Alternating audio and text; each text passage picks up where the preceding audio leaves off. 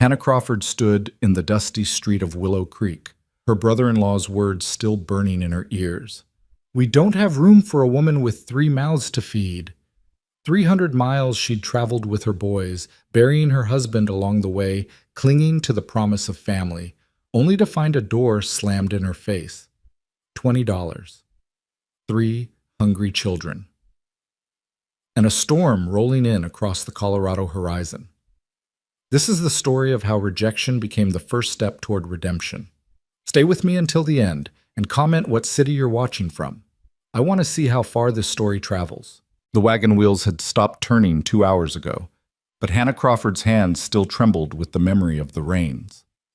300 miles of dust and sorrow had brought her here, to this ramshackle collection of buildings that folks called Willow Creek, Colorado. The year was 1879, and the frontier town looked exactly like Hope felt, weathered, worn, and barely holding together.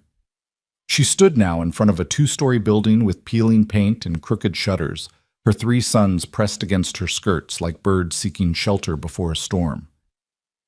And indeed, a storm was coming. Hannah could feel it in the weight of the air, see it in the purple-black clouds gathering over the distant mountains. But the storm in her heart had arrived first. "I said we don't have room." Thomas Crawford, her late husband's brother, stood in the doorway with his arms crossed over his barrel chest, his face set in lines of stone. Behind him, Hannah caught a glimpse of his wife, Martha, turning away, unwilling or unable to meet her eyes. "Thomas, please." Hannah's voice cracked despite her determination to stay strong. "We've come so far. The boys are exhausted, and I have nowhere else." "Should have thought of that before you left Kansas." Thomas cut her off, his words sharp as a whip crack. "James made his choices, and you made yours following him out here. Now he's dead, and that's not my burden to carry." Hannah felt her youngest son, 6-year-old Samuel, begin to cry softly against her leg. Her middle boy, 9-year-old Noah, stood rigid with the effort of being brave, and her eldest, 12-year-old Elijah, had his fists clenched so tight his knuckles had gone white. "We won't be a burden," Hannah said, desperation creeping into her voice despite her best efforts. "I can work, I can cook, clean, help with—" "We don't need help." Thomas's jaw worked like he was chewing on something bitter. "And we sure as hell don't need 3 more mouths to feed. I've got my own family to think about. Times are hard enough without taking in every stray that comes begging." The word stray hit Hannah like a physical blow. She straightened her spine, pulling what remained of her dignity around her like a cloak. "We're not strays," she said quietly. "We're family." "Family?" Thomas let out a harsh laugh. "James left 5 years ago against Pa's wishes, chasing some fool dream out west. Married you without so much as a letter home. Never sent word, never came back, never gave a damn about the family he left behind. Now you show up on my doorstep with your hand out, expecting what?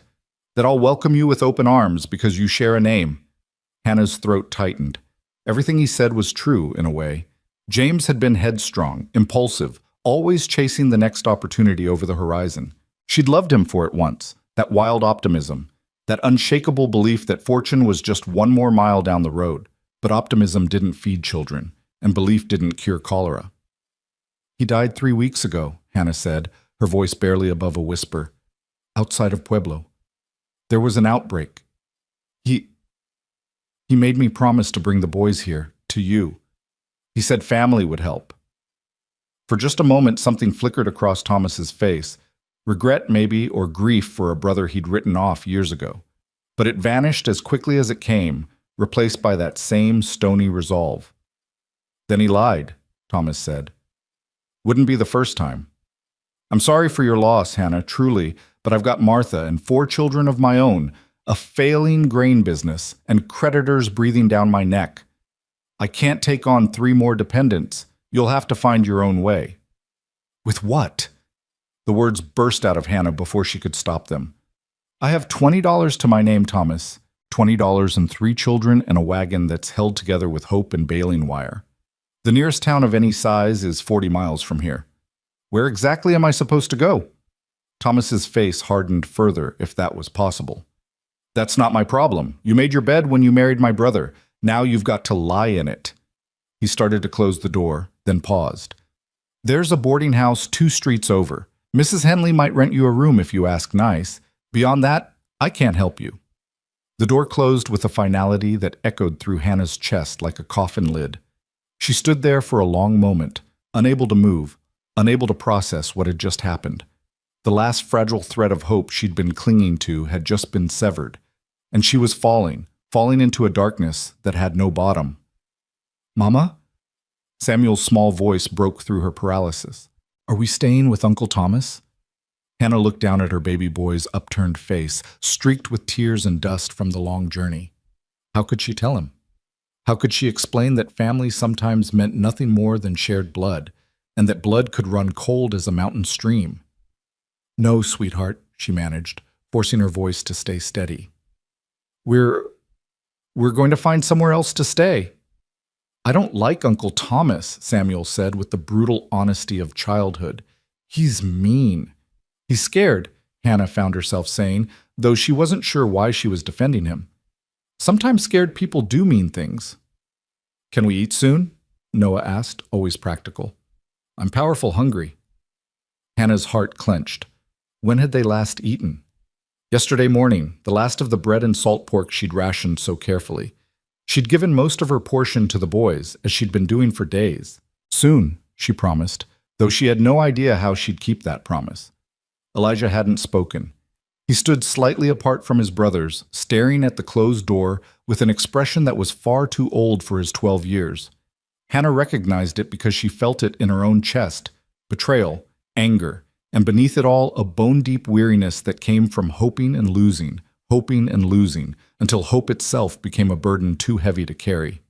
"Come on," Hannah said, taking Samuel's hand and guiding her boys back toward the wagon. "Let's see about that boarding house." But as they walked back down the street, Hannah felt the eyes of the town on them. Women in doorways whispered behind their hands. Men on the boardwalk found sudden reason to study their boots. A few children pointed until their mothers shushed them. By now, everyone in this small town knew who she was and what had just happened. News traveled fast in places like this, and shame traveled faster. The boarding house, when they found it, was a sagging 2-story structure that looked like it had been weathered by 1,000 storms and had finally decided to surrender. A hand-painted sign hung crooked over the door. "Henley's Rooms, clean beds, fair prices, no drunks." Hannah tied the horses, 2 spavined mares that James had traded for in their final days together, to the hitching post and climbed the steps. The boards groaned under her weight, and she wondered absently if the whole structure might simply collapse beneath her, saving her the trouble of figuring out what came next. She knocked, waited, knocked again. The door opened to reveal a woman who might have been 50 or might have been 70, with iron gray hair pulled back in a severe bun and eyes that had the sharp, assessing quality of someone who'd learned to judge character quickly and accurately. "Mrs. Henley?" Hannah asked. "Depends on who's asking and what they want." Hannah drew a breath. "My name is Hannah Crawford. I have 3 sons, and we need a room, just for a few days until I can figure out—" "Heard about you already," Mrs. Henley interrupted. "Widow woman, traveling alone, just got turned away by Thomas Crawford." Her mouth twisted. "That man's got a heart like a dried-up well. Don't know how Martha stands him." Hope flickered weakly in Hannah's chest. "Then, you'll rent us a room?" Mrs. Henley's expression softened slightly. "How much money you got?" Hannah hesitated, then decided on honesty. $20. $20. Mrs. Henley repeated the words like they were a diagnosis of some terminal illness. "And how long you think $20 is going to last, feeding 3 growing boys and keeping a roof over your heads?" "I'll find work," Hannah said quickly. "I can cook, clean, sew. I used to teach school back in Kansas. I'm not afraid of hard work, Mrs. Henley. I just need a chance." The older woman studied her for a long moment, and Hannah felt like she was being measured against some invisible standard weighed and found wanting. "I charge $3 a week for a room," Mrs. Henley said finally. "That includes breakfast and supper, but you'll have to fend for yourselves at midday. I don't run a charity." $3 a week. Hannah's stomach sank. That would give them less than 7 weeks before the money ran out completely. "I'll take it," she said, because what choice did she have? Mrs. Henley nodded. Rooms on the second floor, end of the hall. Shared privy out back, no cooking in the rooms, and I lock the front door at 9 o'clock sharp. You're out past 9, you sleep in the street. Thank you, Hannah whispered. You don't know what this means. Save your thanks, Mrs. Henley cut her off. Pay your rent on time and keep those boys from tearing up my house, and we'll get along fine. Now get your things and get settled. Supper's at 6. The room, when Hannah saw it, was smaller than she'd imagined.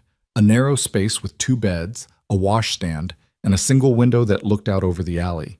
But it was clean, and it was shelter, and for now, that had to be enough. The boys immediately claimed one bed, flopping down on it with groans of relief. Elijah lay on his back staring at the ceiling. Noah curled on his side. Samuel, exhausted beyond measure, was asleep almost instantly. Hannah sat on the edge of the other bed and allowed herself, for the first time since Thomas had closed his door, to feel the full weight of her situation. $20, 3 children depending on her. No husband, no family, no prospects in a town where everyone already knew she'd been rejected by her own kin. She'd traveled 300 miles for this. 300 miles of hope that had died the moment Thomas's door had closed. Hannah put her face in her hands, pressing hard against her eyes to keep the tears from falling. She couldn't break down. Not now. Not when her sons might wake and see her despair. She had to be strong, had to be steel, had to be everything James had been too reckless to be. God help me, she prayed silently. Show me the way. Give me strength. But the only answer was the sound of wind picking up outside, carrying with it the first cold drops of the coming storm. Supper at Mrs. Henley's boarding house was a subdued affair. Hannah and her boys sat at one end of a long table, trying to be invisible among the other boarders, a traveling salesman with tired eyes, 2 ranch hands who smelled of horses and leather, and an elderly man who Mrs. Henley introduced only as Mr. Polk, before serving up bowls of watery stew and thick slices of dark bread. The boys ate like they'd been starving, which, Hannah reflected bitterly, wasn't far from the truth. She ate slowly, mechanically, tasting nothing. Her mind was already spinning ahead, trying to calculate possibilities. $20. -3 for this week's rent left $17. If she was careful, very careful, she might stretch that to 2 months. 2 months to find work in a town where she had no connections, no references, and the mark of rejection branded on her forehead by Thomas Crawford's refusal. What kind of work could she do? Teaching would be ideal, but small frontier towns rarely had schools. And when they did, the positions went to men or to women with local ties. Cooking, then. Cleaning. Taking in laundry, perhaps, though she'd need to buy soap and have access to hot water, and the calculations tangled in her head like a knot she couldn't unravel. Ma'am? Hannah looked up to find one of the ranch hands watching her. He was young, maybe 25, with sun-weathered skin and kind eyes. Yes? Couldn't help but overhear earlier. You're looking for work? Hope sparked. Yes. Do you know of anything? The young man exchanged a glance with his companion, then shook his head slowly. Not really. Maybe the general store might need help, but old Mr. Peterson's pretty particular about who he hires. There's the saloon, but that's no place for a lady with children. I see. Hannah's voice came out flat. Thank you anyway. You might try the ranches, the other ranch hand offered. Some of the bigger spreads hire on cooks or housekeepers. The ranches are 20, 30 miles out, Mrs. Henley interjected sharply. How's she supposed to get there with 3 children and no transportation? That wagon out front won't make it 5 miles before it falls apart. The ranch hands had no answer to that.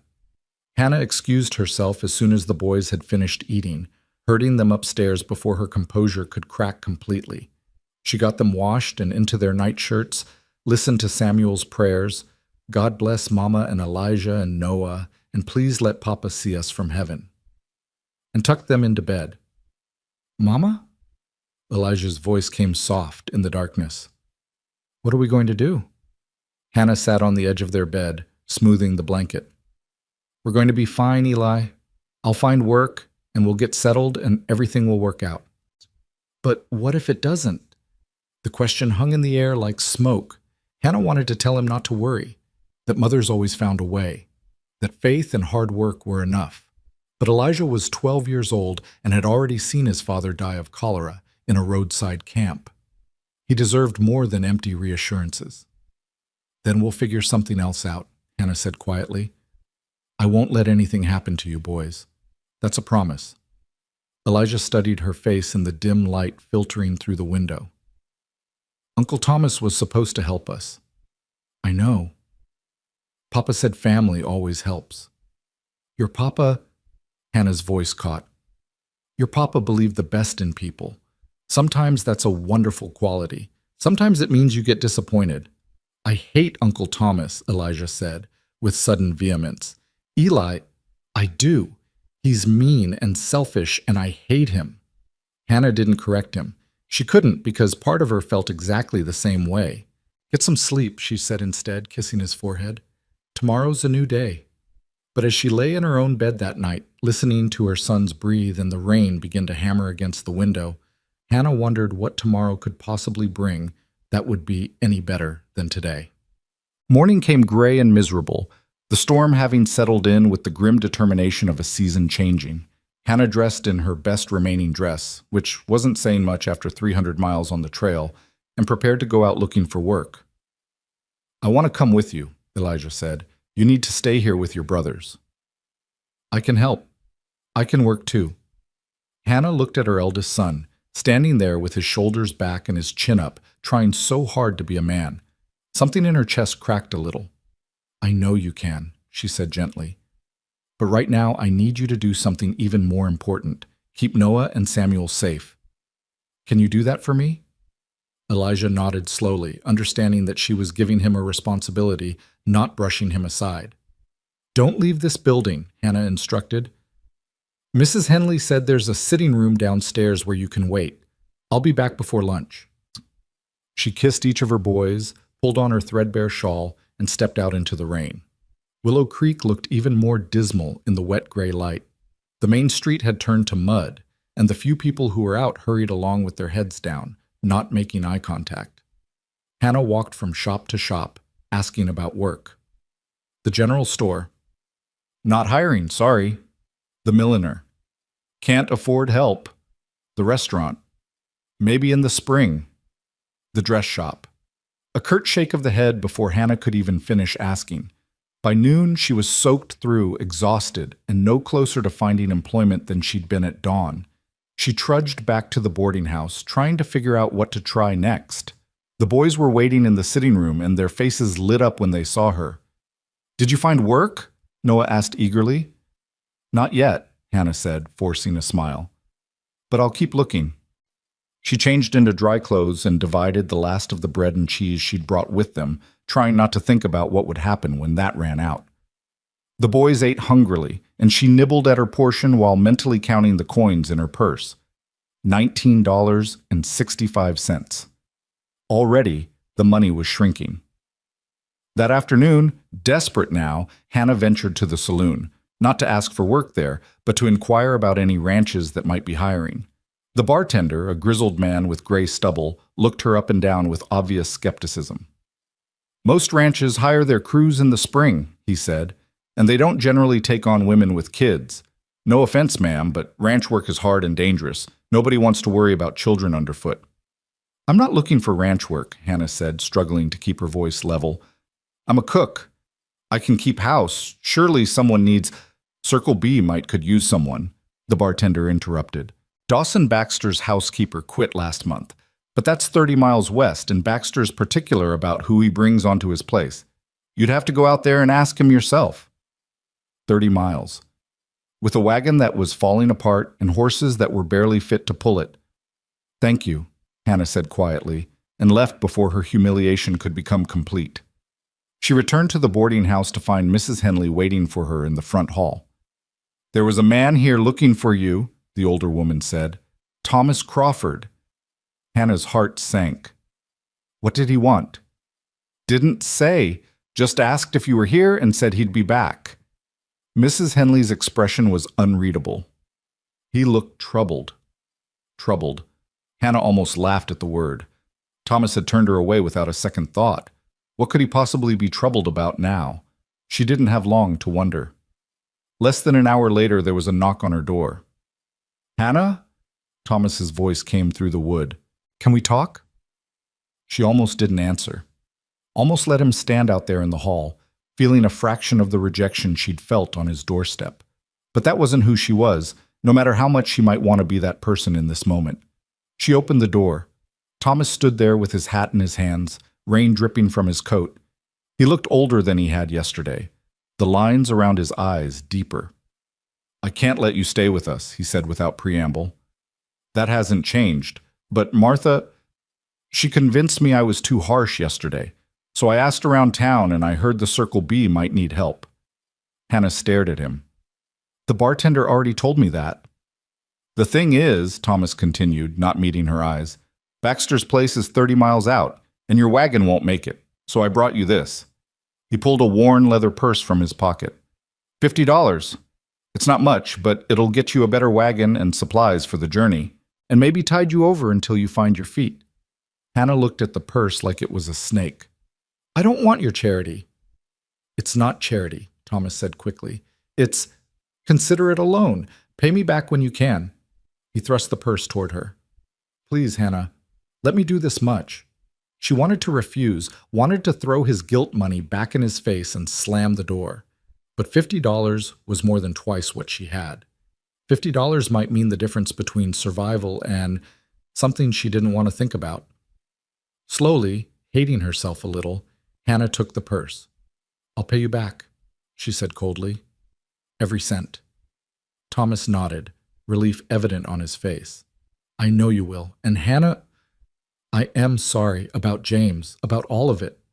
Hannah said nothing, and after a moment Thomas turned and walked away. She stood there holding the purse, feeling the weight of it, the weight of Thomas's guilt and her own compromised pride. $70 now. $70 and a lead on possible work 30 miles west. It wasn't much, but it was something. It was a chance. 2 days later, Hannah stood in the livery yard, negotiating for a better wagon. The liveryman was a shrewd old character who knew desperation when he saw it, but he also seemed to have a streak of fairness. "This one's solid," he said, patting the side of a sturdy farm wagon. "Belonged to a family that went back east. Axles are good, wheels are true, bed's tight.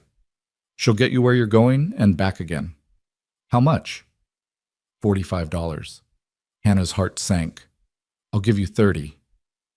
They settled on 35, and Hannah walked away with a wagon that didn't creak ominously with every turn of the wheels. She bought supplies, flour, beans, salt pork, coffee, and a few other necessities, and found herself with just over $20 remaining. $20 and a 30-mile journey to a ranch that might or might not need help, to ask a man she'd never met for a job she might not get. But it was a chance, the only chance she had. On the morning they were set to leave, Mrs. Henley came out to see them off. She pressed a basket into Hannah's hands, bread, cheese, some apples, and a jar of preserves. "For the journey," the older woman said gruffly. "And Hannah? That Baxter fellow. He's supposed to be a decent man. Fair employer, treats his people right. You could do worse." "Thank you," Hannah said, and meant it. "For everything." "You pay your debts and raise those boys right," Mrs. Henley replied. "That'll be thanks enough." Hannah climbed onto the wagon seat. Her sons settled in the back with their few possessions and took up the reins. As they rolled out of Willow Creek, she didn't look back at her brother-in-law's house. Didn't look back at the town that had offered her nothing but rejection and grudging assistance. She looked ahead, toward the mountains in the distance, toward the unknown, toward whatever came next. The road west was rutted and rough, and by afternoon dark clouds were gathering again. Hannah pushed the horses as hard as she dared, but progress was slow. They passed empty prairie, clusters of cattle, the occasional distant homestead. The land seemed to stretch forever, beautiful and harsh, and utterly indifferent to the struggles of one widow and her 3 sons. As the sun began to sink toward the horizon, Hannah started to worry. They should have reached the Circle B by now, according to the directions the liveryman had given her. Had she missed a turnoff? Taken a wrong fork in the road? "Mama, look!" Noah pointed ahead. Hannah squinted through the gathering dusk and saw it, a gate made of rough-hewn logs. with a sign overhead bearing the brand Circle B. Relief flooded through her. She guided the wagon through the gate and up a long drive that curved through rolling hills dotted with cattle. And then as they crested a rise, she saw it. A sprawling ranch house with a wide porch, surrounded by barns and corrals and outbuildings. Smoke rose from the chimney, lanterns glowed in the windows. It looked like civilization. It looked like hope. Hannah urged the tired horses forward, her heart hammering against her ribs. This was it. This was the moment that would determine everything. As they approached the house, a figure emerged from the barn. A tall man in a worn coat and a dusty hat, moving with the economical grace of someone who spent his life on horseback. Hannah pulled the wagon to a stop and climbed down on legs that shook with exhaustion and nerves. The man approached, and in the fading light, she got her first clear look at Dawson Baxter. He was older than she'd expected, maybe 45, with a weathered face that spoke of years in the sun and wind. His eyes were gray-blue, assessing but not unkind. He moved like someone who was comfortable in his own skin, unhurried and sure. "Can I help you, ma'am?" His voice was deep, quiet, the accent pure Colorado with a hint of something southern underneath. Hannah drew herself up, trying to project confidence she didn't feel. "My name is Hannah Crawford. I'm looking for work. I heard you might need a housekeeper." Dawson's eyes moved from her to the wagon, to the three faces peering out from the back, then returned to her. "You drove out here from town? 30 miles with 3 children?" "I did." "In weather like this?" He gestured at the darkening sky, where lightning was beginning to flicker. "I didn't have much choice," Hannah said simply. Dawson studied her for a long moment, and Hannah felt like he was seeing far more than she wanted to show. Her desperation, her pride, the bone-deep weariness that came from fighting too long against impossible odds. "Storm's coming," he said finally. "You and your boys best come inside. We can talk about work tomorrow when you're not dead on your feet." It wasn't an offer of employment, but it was shelter, and right now, that was enough. "Thank you, Mr. Baxter," Hannah said quietly. "Dawson," he corrected. "Mr. Baxter was my father, and he's been dead 10 years. Come on, let's get you folks settled before the sky opens up." He helped her unhitch the horses and led them into the barn, then walked Hannah and her boys to the house. Inside, a plump woman with rosy cheeks and flour on her apron looked up in surprise. "Mrs. Abernathy," Dawson said, "we have guests. Can you set 3 more places for supper and prepare the spare room?" "Of course, Mr. Baxter." The housekeeper's eyes went wide with curiosity, but she didn't ask questions. "You boys hungry? I've got stew on the stove and biscuits in the oven." Samuel nodded vigorously, and even Elijah looked interested. "Go on," Hannah told them softly. "Mind your manners," as Mrs. S. Abernathy shepherded the boys toward the kitchen. Dawson turned to Hannah. "You look like you could use some food yourself, Mrs. Crawford." "Hannah?" she said, echoing his earlier correction. "Hannah." He said her name carefully, like he was testing the feel of it. "When's the last time you ate?" "This morning." A lie. She'd given most of her breakfast to Noah. Dawson's expression suggested he didn't believe her, but he didn't press.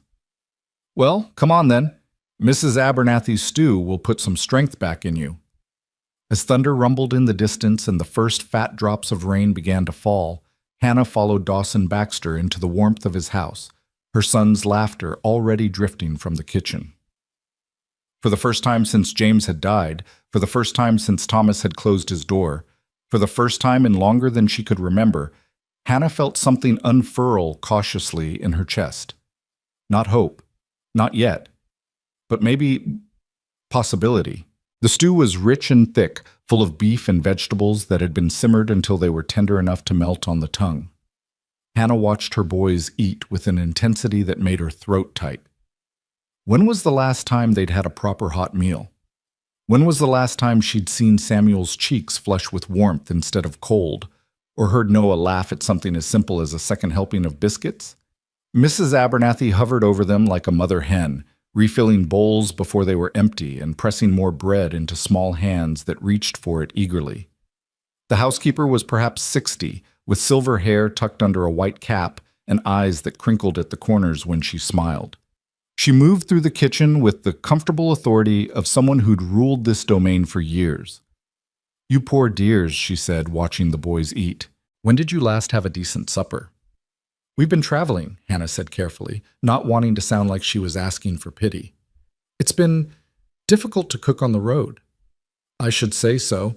Mrs. Abernathy turned to Dawson, who sat at the head of the table nursing a cup of coffee. "Mr. Baxter, these children need feeding up. Look at them, thin as rails." "Then it's a good thing they're here," Dawson said mildly. His eyes met Hannah's across the table, and she saw something there. Not pity, but understanding. "Mrs. Crawford, why don't you tell me what brought you to Colorado?" Hannah set down her spoon, suddenly aware that this was the real conversation, the one that would determine whether they stayed or were sent back out into the rain. She chose her words carefully. "My husband James and I came west 5 years ago from Kansas. He had heard there were opportunities in mining, in ranching, in the new territories. We tried our hand at several things, a claim near Leadville that didn't pan out, a freight business that failed, some farm work near Pueblo." She paused, gathering herself. 3 weeks ago, James contracted cholera. He didn't survive. Before he died, he made me promise to take the boys to his brother in Willow Creek. He said Thomas would help us." "But Thomas didn't," Dawson said. It wasn't a question. "No, he has his own family, his own struggles. I understand that." The words tasted like ashes, but Hannah forced them out. "So I've been looking for work, for a way to support my sons. Someone in town mentioned you might need a housekeeper." Dawson glanced at Mrs. Abernathy, who was suddenly very busy wiping down the counter. "My housekeeper quit last month, said the isolation was too much for her. She wanted to be closer to town, closer to, well, to prospects, I suppose." She wasn't wrong. This ranch is 30 miles from Willow Creek, and we don't make the trip often. Winters can be harsh. It's lonely out here. "I'm not afraid of loneliness," Hannah said quietly, "and I'm not afraid of hard work." "What kind of work have you done?" "I taught school in Kansas before I married. Since then, I've cooked, cleaned, taken in laundry, helped with farm work, kept books for my husband's freight business." Hannah lifted her chin. "I'm not particular about the type of work, Mr. Baxter. I just need honest employment and a place for my boys to sleep safe." Dawson took a long sip of his coffee, his expression thoughtful. Outside, the storm had arrived in full force, rain hammering against the windows and wind howling around the eaves. It seemed to emphasize her point. There was nowhere else to go. Not tonight, maybe not for a long time. "Mrs. Abernathy," Dawson said, "how much help could you use around here?" The older woman turned, wiping her hands on her apron. "Well, Mr. Baxter, I'm not getting any younger. The cooking and cleaning for the main house is manageable, but during roundup or when the crew's all here, it gets to be too much for one person. And truth be told, my knees aren't what they used to be. All those stairs, all that bending and scrubbing. So you could use an extra pair of hands." "I could." Mrs. Abernathy's eyes were kind as they rested on Hannah. "And if Mrs. Crawford is willing to learn the way we do things here, I'd be happy to teach her." Hannah's heart began to beat faster. "I'm a quick learner, and I promise I'll work hard. You won't regret—" Dawson held up a hand.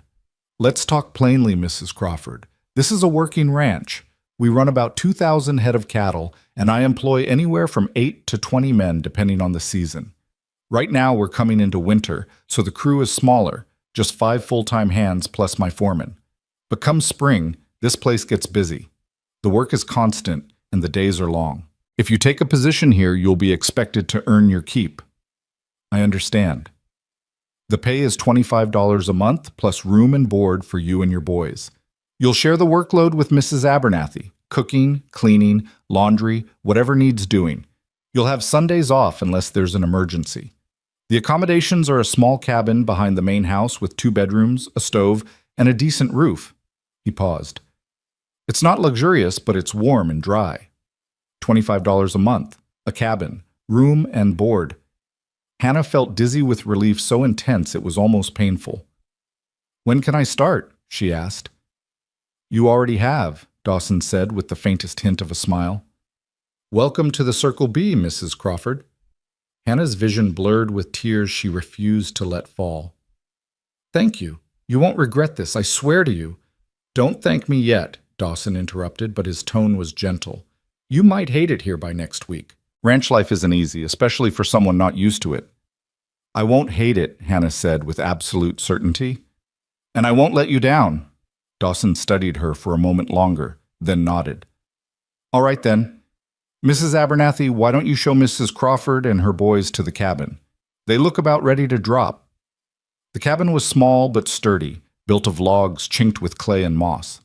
The main room held a cast-iron stove, a rough-hewn table with 2 chairs, and a worn but comfortable-looking sofa. 2 doors led to small bedrooms, each with a simple bed and a chest of drawers. Someone, Mrs. Abernathy, Hannah guessed, had already started a fire in the stove, and the space was blessedly warm. It's not much, Mrs. Abernathy said, lighting a lamp, but it's yours. There's linens in the chest, firewood stacked outside, and the privy is just beyond that stand of trees. Water pump is between here and the main house. It's perfect, Hannah said, and meant it. After weeks of sleeping in the wagon or in cramped boarding house rooms, this felt like a palace. Get some rest tonight, Mrs. Abernathy advised. Tomorrow I'll show you the ropes. Breakfast is at 5:30 for the hands, 6 for Mr. Baxter. We'll start you off slow until you learn the routine. After the housekeeper left, Hannah got her boys settled into one bedroom while she took the other. Samuel fell asleep almost instantly, but Elijah lay awake staring at the ceiling. Mama, he whispered. Are we really staying? Yes, baby, we're really staying. For how long? As long as we need to, as long as they'll have us. Hannah smoothed his hair back from his forehead. We're going to be all right, Eli, I promise. I could work too, Elijah said. I'm strong. I could help with the cattle, or... You're 12 years old, Hannah said firmly. Your job is to be 12. Help with chores, yes. Look after your brothers, absolutely. But you're not a ranch hand, Eli. Not yet. But I want to help, want to pull my weight. Hannah's heart ached at the worry in his voice, the premature responsibility that sat on his young shoulders like a too heavy coat. You are helping, just by being here, by being strong, by being you. That's enough, sweetheart. That's more than enough. In her own narrow bed that night, Hannah lay awake listening to the rain on the roof and the crackle of the fire in the stove. For the first time in weeks, her mind wasn't racing with desperate calculations, with scenarios of disaster, with the grinding fear of what would happen when the money ran out. They had a home. They had work. They had a chance. It was more than she'd had yesterday, more than she'd dared hope for when she'd stood in that dusty street in Willow Creek with her children and her shame. Thank you, she prayed silently. Thank you, thank you, thank you. Morning came cold and clear, the storm having blown itself out during the night. Hannah woke before dawn, dressed quickly, and made her way to the main house as the sky was just beginning to lighten in the east. She found Mrs. Abernathy already in the kitchen, mixing biscuit dough with practiced efficiency. Good morning, Hannah said. Put me to work. Mrs. Abernathy looked up with an approving smile. A woman after my own heart. All right then, let's start with coffee. The hands will be here soon and they'll want it strong and hot. The morning passed in a blur of activity. Hannah learned where everything was kept, how much food to prepare, how the ranch ran. The hands came in for breakfast at 5:30 as promised. 5 weathered men who tipped their hats to her politely and ate with the single-minded focus of people who had a long day ahead of them. Dawson came in at 6, exchanged a few words with his foreman about the day's work, and ate his breakfast quickly and neatly. He nodded to Hannah as he left. Good biscuits, Mrs. Crawford. Better than Mrs. Abernathy's, though don't tell her I said so. I heard that, Mr. Baxter, Mrs. Abernathy called from the pantry, and Dawson's laugh floated back as the door closed behind him. After breakfast came the dishes, then the cleaning, then preparations for the midday meal. Mrs. Abernathy taught Hannah the routines, the preferences, the unspoken rules of running a ranch house. The older woman was patient but exacting, and Hannah found herself working harder than she had in years. It felt good. It felt purposeful. Around mid-morning, she went back to the cabin to check on her boys and found them awake but uncertain about what to do with themselves. Can we explore? Noah asked eagerly. Hannah hesitated. The ranch was safe, wasn't it? But there were horses, cattle, equipment. Stay away from the corrals and the barn unless Mr. Baxter says it's all right, she told them. And don't go far. Stay where I can see the cabin from the house. Yes, Mama, they chorused and tumbled outside into the weak winter sunshine. Hannah watched them go, feeling the old familiar tug of worry. But she couldn't keep them wrapped in cotton, couldn't protect them from every possible harm. They were boys. They needed to run, to explore, to be something other than refugees fleeing from one temporary haven to another. She returned to the main house and threw herself back into work. By the time the sun was high in the sky, Hannah had helped prepare and serve lunch, cleaned the dining room, and started on a mountain of laundry that Mrs. Abernathy had been putting off. Her back ached, her hands were red from hot water, and she was more tired than she'd been after the 30-mile wagon journey. But it was honest fatigue, earned fatigue, the kind that came from having a purpose and a place. You're a hard worker, Mrs. Abernathy observed, watching Hannah scrub at a stubborn stain in one of Dawson's work shirts. I can see why Mr. Baxter hired you on. I need this job, Hannah said simply. I can't afford to be anything less than my best. Still, some women would be resting by now, claiming delicate constitutions or some such. The older woman chuckled. Not you, though. You've got spine. I've got 3 sons who need feeding, Hannah corrected. That's what I've got. Mrs. Abernathy sobered. It's hard raising children alone. I was widowed myself 20 years back. My man was trampled by a spooked horse, left me with 2 girls to raise and no money to speak of. I know what it's like to scratch and scrape and wonder where the next meal's coming from. Hannah looked up in surprise. I'm sorry, I didn't know. No reason you should. But that's why I spoke up for you last night. I saw myself in you, that desperation, that determination, and I thought, this one's a fighter. This one won't give up. I can't give up, Hannah said quietly. I don't have that luxury. None of us do, dear. But some people fold anyway. You won't. Mrs. Abernathy patted her shoulder. Now, that's enough laundry for one day. Why don't you go check on those boys of yours? I'll start on supper preparations. Hannah found her sons down by the creek that ran along the edge of the ranch property. They'd discovered a fallen log and were using it as a bridge, taking turns walking across while the others shouted encouragement. Samuel teetered in the middle, arms spread wide, face split in a grin. Hannah's first instinct was to call out, to tell them to be careful, to come away from the water. But she stopped herself. They were laughing, playing, being children instead of solemn little adults weighted down with worry. When was the last time she'd heard them laugh like that? Mama, watch, Noah called, spotting her. He ran across the log with reckless confidence, jumped off the end, and landed in a crouch. Did you see? I saw. Very impressive. Hannah smiled despite her exhaustion. But it's getting cold. Come on back to the cabin and warm up. I'll make you something to eat. Can we come back tomorrow? Samuel asked as they walked. If your chores are done and Mr. Baxter says it's all right. I like it here, the little boy announced. It's better than Uncle Thomas's. Everywhere's better than Uncle Thomas's, Elijah muttered, and Hannah didn't correct him. That evening, after the hands had been fed and the kitchen cleaned, Dawson appeared at the cabin door. Hannah answered, wiping her hands on her apron, suddenly aware of how disheveled she must look. Mr. Baxter, is something wrong? No, nothing wrong. I wanted to see how your first day went. Fine. Good. Mrs. Abernathy has been very patient with me. Dawson nodded. She's good people. Been with me for 8 years now. I don't know what I'd do without her. He hesitated, then continued. I also wanted to talk to you about your boys. Hannah's stomach tightened. Have they been causing trouble? I told them to stay out of the way. No trouble, Dawson interrupted. The opposite, actually. My foreman mentioned that your oldest was watching the men work the horses this afternoon. Said the boy has a good eye, asks smart questions. Elijah wants to help, Hannah said carefully. But I told him he's too young for ranch work. He is, Dawson agreed, but that doesn't mean he can't learn. If you're amenable, I could have one of my hands teach him some basics, how to handle horses, men tack, that sort of thing. Nothing dangerous, just enough to keep him occupied and feeling useful. Hannah felt a rush of gratitude so intense it nearly brought tears to her eyes. That's very kind of you, Mr. Baxter. Dawson, he reminded her. And it's not kindness.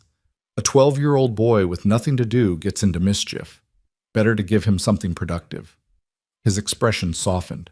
Besides, I know what it's like to grow up without a father. If I can help ease that burden a little, I will. Your father died when you were young? Died when I was 17. Old enough to take over the ranch, barely. But my uncles helped, taught me what I needed to know. Dawson's gaze drifted toward the darkening hills. Family's important, and when blood family won't step up, sometimes you have to make your own. Hannah understood he was talking about Thomas, about her rejection in Willow Creek. The kindness of it, the quiet understanding, made her chest tight. Thank you, she said softly, for all of this, for giving us a chance. You're earning your keep, Mrs. Crawford. No thanks necessary. He tipped his hat. Get some rest. Tomorrow will come early. As the days turned into weeks, Hannah settled into the rhythm of ranch life. She rose before dawn, helped Mrs. Abernathy prepare breakfast, spent her days cooking and cleaning and managing the endless tasks that kept a household running. Her hands became calloused, her back grew stronger, and the constant knot of anxiety in her stomach began to loosen. The boys thrived. Elijah spent his afternoons learning from a patient ranch hand named Charlie, who taught him how to curry horses and clean stalls and repair bridles. Noah discovered a talent for collecting eggs from the chicken coop and feeding the ranch dogs. And Samuel, too young for chores, simply ran wild in the way small boys should, his laughter ringing across the yard. Hannah watched them transform, saw color return to their cheeks, saw them grow bold and confident instead of frightened and small. It was like watching plants that had been kept in the dark finally reach toward the sun.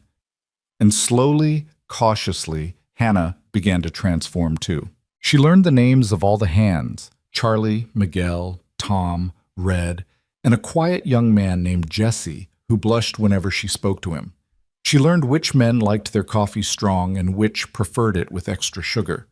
She learned how to cook for a crew of hungry cowboys, how to stretch supplies when provisions ran low, how to time the bread so it came out of the oven just as the men were sitting down to eat.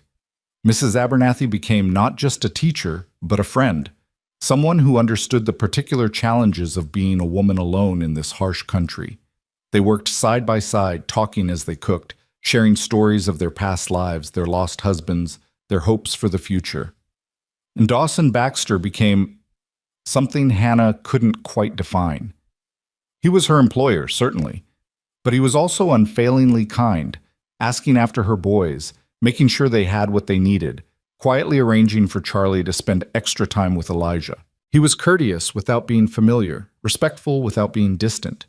Hannah found herself noticing things about him. The way he spoke to his men with respect, never raising his voice but commanding absolute loyalty. The way he sat on the porch some evenings after supper, smoking his pipe and watching the sunset paint the mountains gold and purple.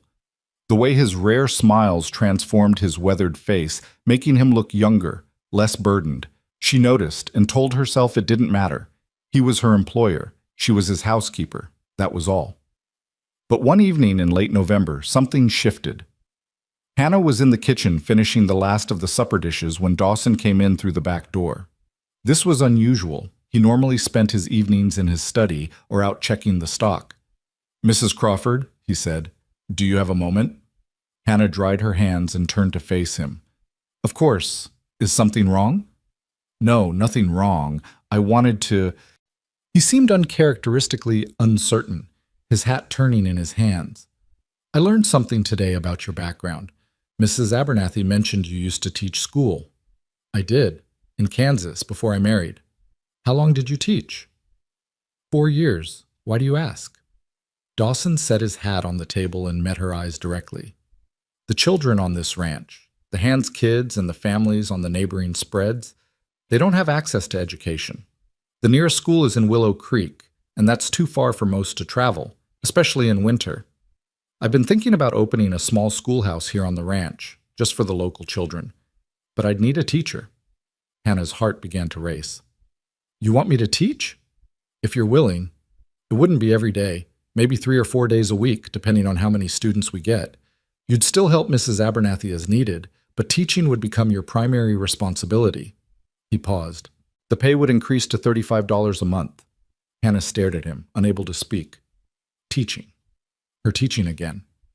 Doing something she loved, something that mattered, something more than just scrubbing floors and doing laundry.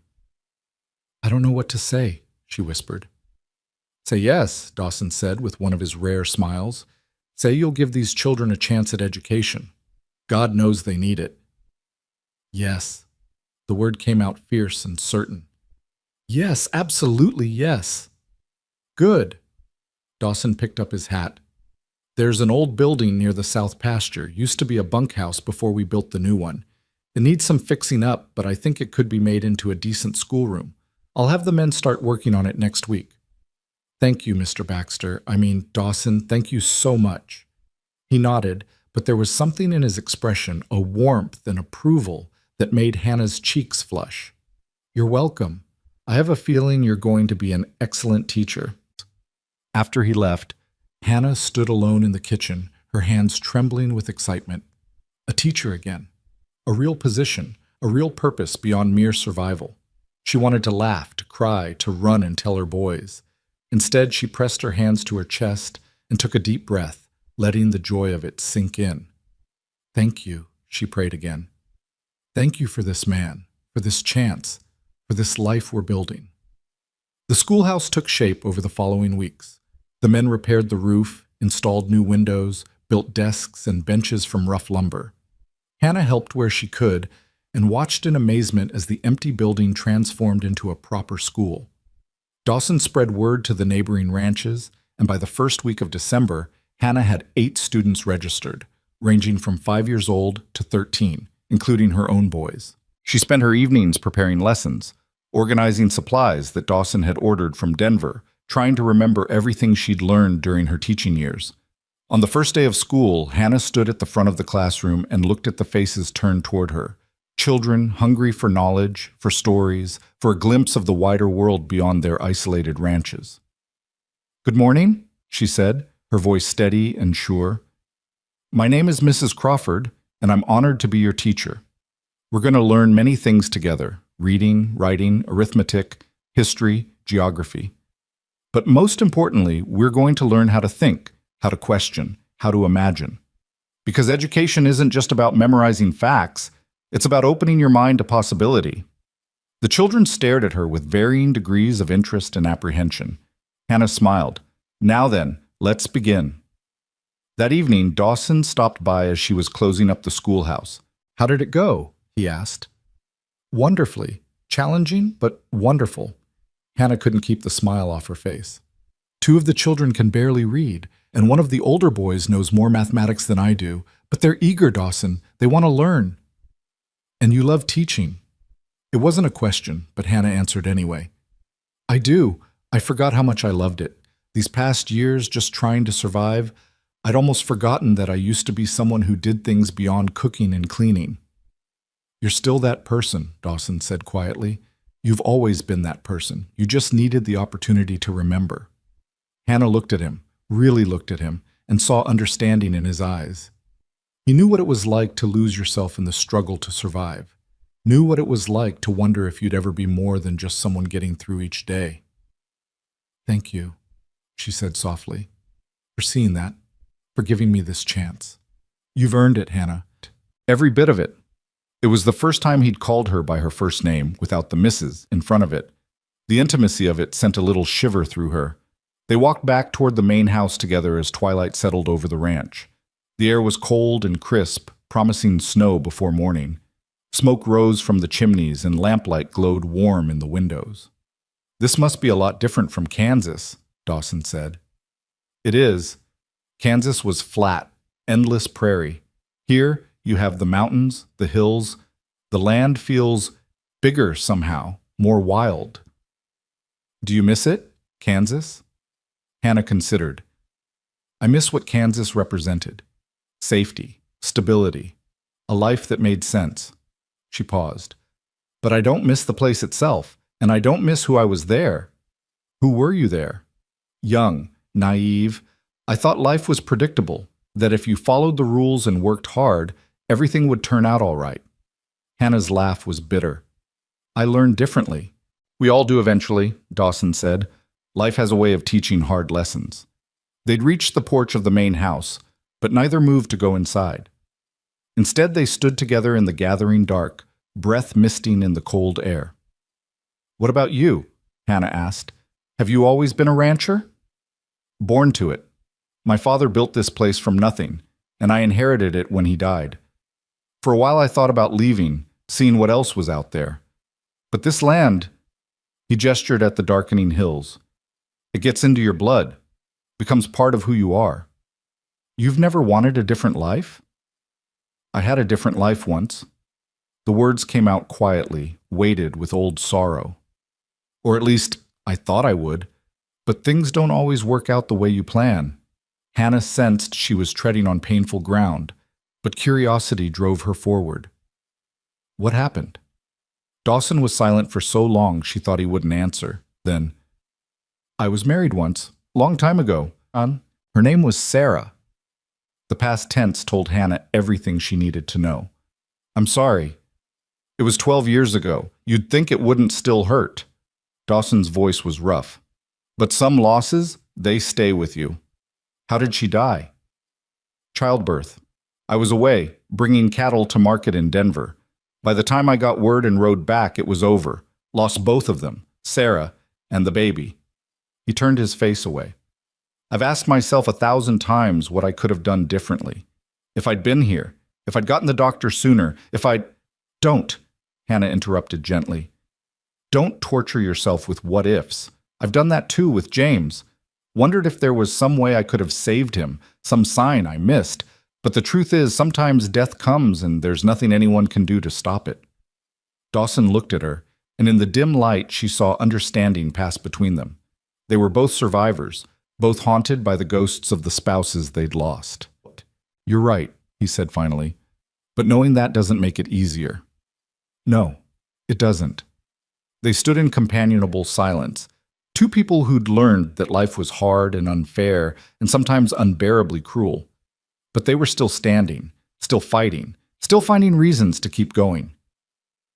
Thank you for telling me, Hannah said. Thank you for listening. Dawson's expression softened. It's been a long time since I talked about Sarah. Most people around here either don't know or pretend they don't. Sometimes talking helps. Sometimes it doesn't. But either way, it's good to know you're not alone in your grief. No, Dawson agreed. We're not alone. As Hannah walked back to her cabin that night, she felt something stirring in her chest, something warm and cautious and still unnamed. It wasn't attraction, she told herself firmly. It was just gratitude, recognition, the natural bond between two people who'd survived similar losses. But as she lay in bed that night, she found herself thinking about the way Dawson had looked at her in the twilight, the way he'd shared his pain without hesitation, trusting her with the deepest wound of his heart. And she found herself wondering, dangerous, foolish wondering, what it might be like to not be alone anymore. The wondering didn't stop. If anything, it grew stronger as winter settled over the Circle B with earnest determination. Snow came in December, blanketing the ranch in white silence, transforming the harsh landscape into something almost magical. Hannah stood at her cabin window on those cold mornings, watching the sunrise over snow-covered hills, and felt something she hadn't felt in years. Contentment tinged with possibility. The school thrived. Her students came bundled in coats and scarves, their faces red from the cold ride, but eager to learn. Hannah discovered that teaching fed something in her soul that had been starving. Each small victory, a struggling reader finally sounding out a whole sentence, a shy child raising their hand to answer a question, even her own Samuel proudly writing his name without help, felt like proof that she was more than just a survivor. She was building something, contributing something, mattering. And through it all, there was Dawson. He checked on the school regularly, always with some practical excuse, bringing more firewood, delivering new books he'd ordered from Denver, asking if the stove was heating properly. But Hannah noticed the way he'd linger, watching her teach with an expression she couldn't quite read. Once she'd looked up from helping a student and caught him smiling at something Samuel had said, and the warmth in his face had made her heart skip. "You're good with them," he'd said afterward as the children bundled up to head home. "Natural teacher." "They make it easy," Hannah replied. "Children want to learn. They're hungry for it. All you have to do is show them the way. Still, not everyone has the patience for it. Or the gift." Dawson had picked up one of the primers, thumbing through it. "My own education was spotty. Father needed me working more than he needed me reading. I can manage the basics, but anything beyond that..." He'd shrugged. "I regret that sometimes, wondering what I might have understood about the world if I'd had more schooling." "It's never too late to learn," Hannah had said impulsively. "If you wanted, I could..." She'd stopped, suddenly aware of how forward that sounded. But Dawson had looked at her with interest. "Could what?" "Nothing. It's presumptuous of me to..." "Hannah." His voice had been gentle but firm. "Say what you were going to say." "I was going to offer to lend you books, or if you wanted to improve your reading, I could help." The words had come out in a rush. "But you're a busy man, and I'm already employed by you, and it would be awkward." "I'd like that," Dawson had interrupted. "The books, I mean. And if you wouldn't mind occasionally talking about what I'm reading, I'd appreciate that too. Been a long time since I had someone to discuss ideas with." So began a new routine. Every week or so, Hannah would lend Dawson a book from the small collection she'd accumulated. And every Sunday evening, after supper was finished and the ranch had settled into its weekly rest, Dawson would come to the schoolhouse where Hannah would be preparing lessons for the week ahead. They'd talk about what he'd read, sometimes for just a few minutes, sometimes for an hour or more. Those conversations became the highlight of Hannah's week, though she tried not to examine too closely why that might be. One Sunday in January, Dawson arrived at the schoolhouse carrying a leather-bound volume Hannah didn't recognize. "Brought you something," he said, almost shyly. "Ordered it from Denver. Thought you might enjoy it." Hannah took the book with trembling hands. The leather was buttery soft, clearly expensive. She opened it to reveal gilt-edged pages and elegant typography. Tennyson, a complete collection of his poetry. "Dawson, I can't accept this," she whispered. "It's too much."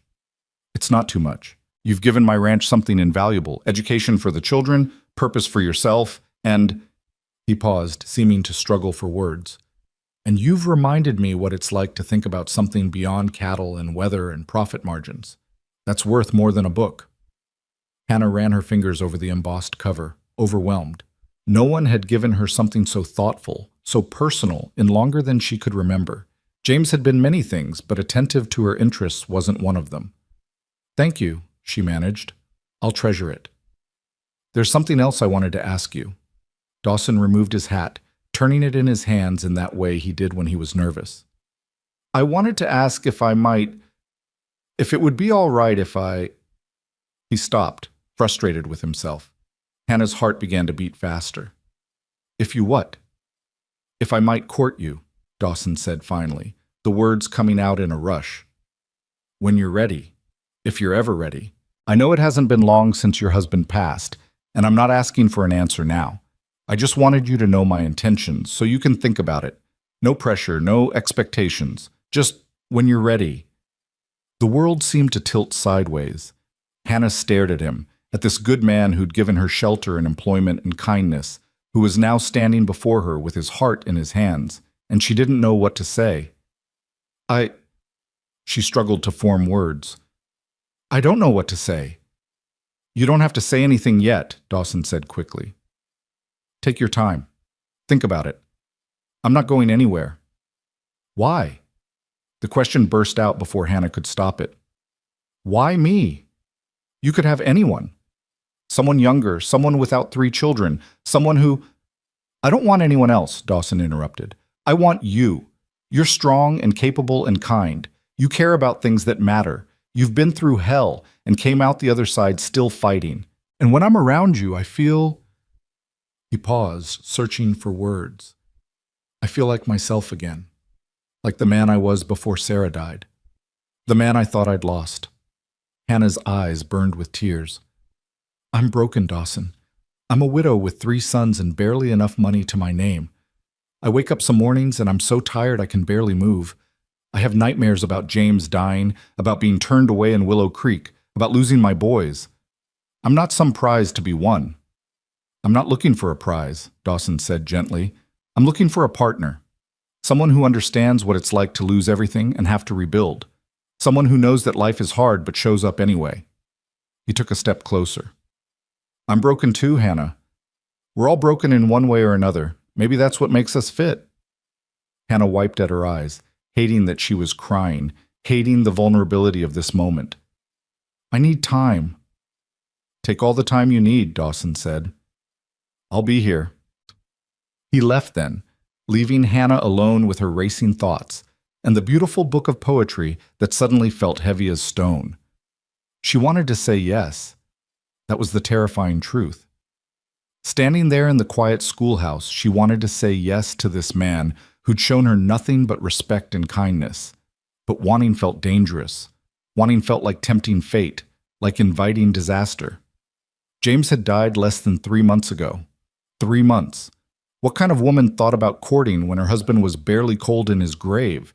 But the practical part of Hannah's mind whispered that James had been dying long before cholera took him. Their marriage had been dying too, killed by disappointment and failed dreams, and the slow erosion of love under the weight of constant struggle. She'd mourned that loss years ago. The James who died outside Pueblo had been a ghost of the man she'd married. Was it wrong to want something more? Something better? Hannah didn't know. So she did what she always did when faced with impossible questions. She threw herself into work. January passed in a blur of teaching and cooking and cleaning. Hannah avoided being alone with Dawson when possible, keeping their interactions brief and professional. If he noticed, he didn't comment. He simply continued being himself, kind, steady, patient. The boys noticed, though. Elijah, especially. Mama, he said one evening as they sat by the fire in their cabin. Do you like Mr. Baxter? Hannah looked up from the sock she was darning. Of course I like him. He's a good employer. That's not what I mean. Elijah's 12-year-old face was far too serious. I mean, do you like him the way Pa liked you before you got married? Noah perked up from where he was playing with a carved wooden horse Charlie had made him. Is Mr. Baxter going to be our new Pa? No, Hannah said quickly, too quickly. Mr. Baxter is my employer, that's all. But he could be more, Elijah persisted. I see how he looks at you, and how you look at him when you think no one's watching. Hannah felt her cheeks flush. Elijah Crawford, that's enough. Mr. Baxter and I have a professional relationship, and that's how it's going to stay. Why? Elijah's voice rose with frustration. Pa's gone, Mama. He's been gone. And Mr. Baxter is nice, and he likes us, and he has this ranch, and we could stay here forever. And Elijah! Hannah's voice came out sharper than she intended. I said that's enough. This is not your concern. Her son's face closed off, hurt and anger warring in his expression. He stood abruptly. Fine, but don't pretend you're not interested in him just because you think that's what we want to hear. He stalked off to the bedroom, shutting the door harder than necessary. Hannah sat frozen, the sock forgotten in her lap. Out of the mouths of babes, she thought bitterly, her 12-year-old son had seen right through her. I like Mr. Baxter, Samuel offered into the silence. He taught me how to whistle. He gave me this horse, Noah added, and he lets us eat extra biscuits at breakfast. Hannah looked at her 2 younger sons, at their open, trusting faces, and felt something crack in her chest. They'd lost their father. They'd been rejected by family. They'd traveled 300 miles to an uncertain future. And now they were happy, settled, beginning to trust again. Did she have the right to risk that for her own wants? Did she have the right to potentially upend their lives again if a courtship with Dawson went wrong? But another voice whispered, did she have the right to deny them and herself the possibility of a real family? A father figure who clearly cared for them? A stable, permanent home? Hannah didn't know. She didn't know anything anymore except that she was tired of being afraid.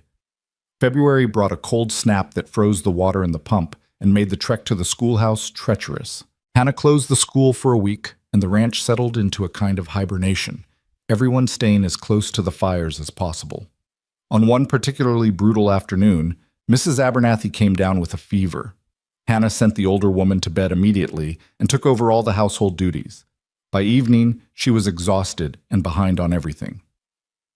The hand's supper was late, the bread hadn't risen properly, and she'd burned a pot of beans beyond salvaging. She was on the verge of tears when Dawson walked into the kitchen. "Mrs. Abernathy's asking for more tea," he said, then stopped, taking in her frazzled appearance. "What's wrong?" "Everything," Hannah said, gesturing helplessly at the chaos around her. "I can't keep up. I've got laundry that needs hanging, bread that won't rise, burned beans, and I still need to prepare tomorrow's breakfast, and Mrs. Abernathy needs tending, and—" "Stop," Dawson said firmly. He crossed to her and gently took the spoon from her hand. "You're one person, Hannah. You can't do everything."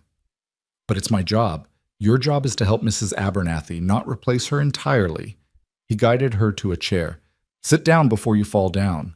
"I can't sit. There's too much. The work will keep." Dawson poured her a cup of coffee and pressed it into her hands.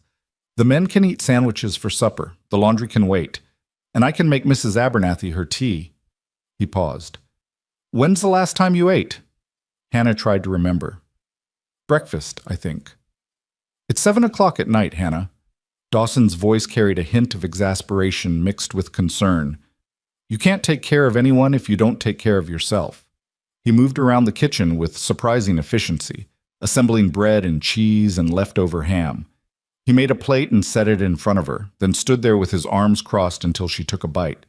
The food hit her empty stomach like a benediction. Hannah hadn't realized how hungry she was until she started eating. Dawson watched her for a moment, nodded in satisfaction, then set about making tea for Mrs. Abernathy. "You don't have to do this," Hannah said around a mouthful of bread. "I can manage." "I know you can, but you don't have to." Dawson glanced at her over his shoulder. "One thing I've learned about you, Hannah Crawford, you're so busy being strong for everyone else that you forget to let anyone be strong for you." The words hit harder than they should have. Hannah set down her sandwich, suddenly unable to swallow past the lump in her throat. "I don't know how to do that," she whispered. "Let someone else be strong. James never— he wasn't—" She trailed off, unable to find the words. "He wasn't steady," Dawson finished quietly. "I gathered as much. And so you had to be steady for both of you, for all of you." "Someone had to be." "Yes, but that someone doesn't always have to be you anymore." Dawson poured hot water over the tea leaves, watching them unfurl. "You're not alone here, Hannah. Not if you don't want to be." Hannah looked at him, really looked at him. At this man who'd taken in a desperate widow and her children without hesitation, who'd given her meaningful work instead of just charity, who'd offered courtship and then backed away when she needed space, who was now making tea and insisting she eat and seeing right through her walls to the exhausted, frightened woman underneath. "I'm scared," she heard herself say, "of wanting too much, of letting myself hope. Every time I've done that, it's ended badly." Dawson brought Mrs. Abernathy's tea to the table and sat down across from Hannah. His gray-blue eyes were steady and kind. "I can't promise that hoping won't hurt sometimes. Life's too unpredictable for promises like that. But I can promise that whatever you decide about us, about courting or not courting, you'll always have a place here, you and your boys. That doesn't change." "Why?" Hannah asked, echoing her question from weeks before. "Why are you so good to us?" "Because you deserve goodness," Dawson said simply. "Because your boys deserve a chance to be children instead of refugees. Because when I look at you, I see someone worth knowing, worth respecting, worth—" He paused, then continued quietly. "Worth caring for." Hannah's breath caught. The kitchen suddenly felt too warm, too small, too charged with things unsaid. "Dawson, you don't have to say anything," he interrupted gently. "Just think about it, and in the meantime, finish your supper. I'll take this tea up to Mrs. Abernathy and let the men know supper's going to be simple tonight."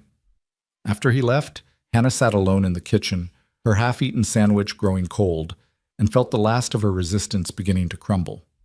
She was tired of being alone, tired of being strong, tired of pretending she didn't feel something stirring in her heart when Dawson looked at her like she mattered. Maybe, she thought, maybe it would be all right to hope again. Mrs. Abernathy's fever broke after 3 days, but she remained weak. Hannah continued managing the bulk of the household work, though Dawson made sure she wasn't overwhelmed again. He enlisted some of the hands to help with heavy chores, and he himself took over several tasks that normally fell to the housekeeper.